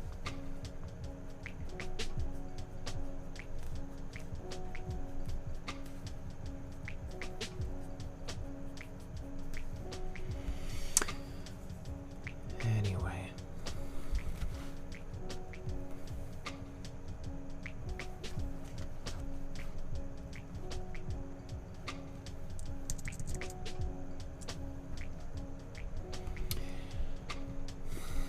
I want to do any little shrubs and trees down here. Maybe a little bit of it. Little bit. Let's get some white.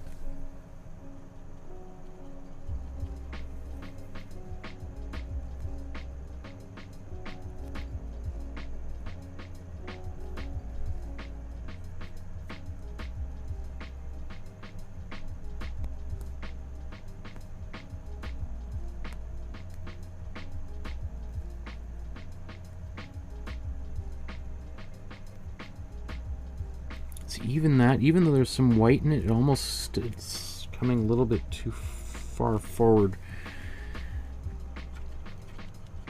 Just be very careful here.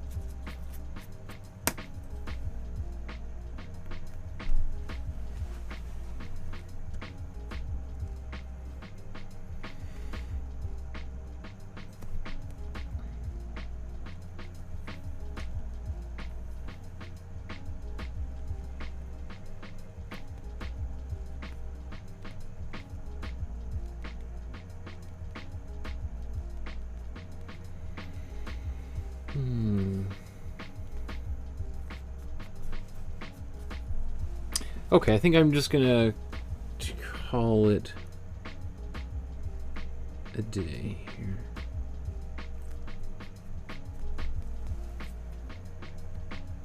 Because I like it, and I'm not going to be able to do too much more in the next 20 minutes or 2 hours that's going to make it appreciably better than where it is right now.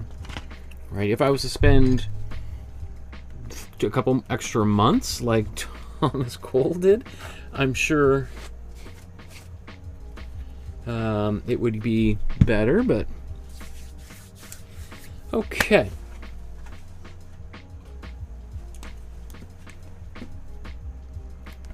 So,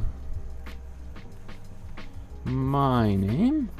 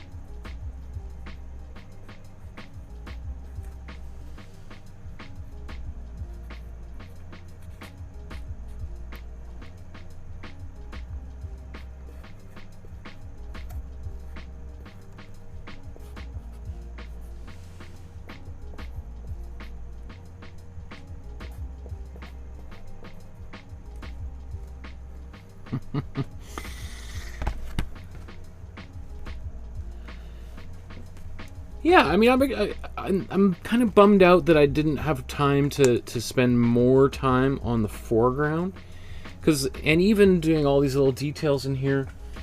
But remember that if somebody could do the math, but not me, but essentially you could probably fit about, this is a 9x12 painting, somewhere about like 30 or 40 of these paintings inside the real painting that he did, right?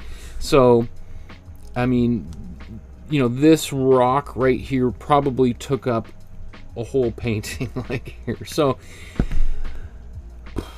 it would be a fool's errand to try to get that much detail in my small painting, or yours at home as well. So don't be too hard on yourself when it comes to this painting or any of the other paintings that we've done thus far, because there's only so much we can expect out of ourselves no matter what. Thomas Cole, as I said, is considered to be one of the greatest landscape painters in human history.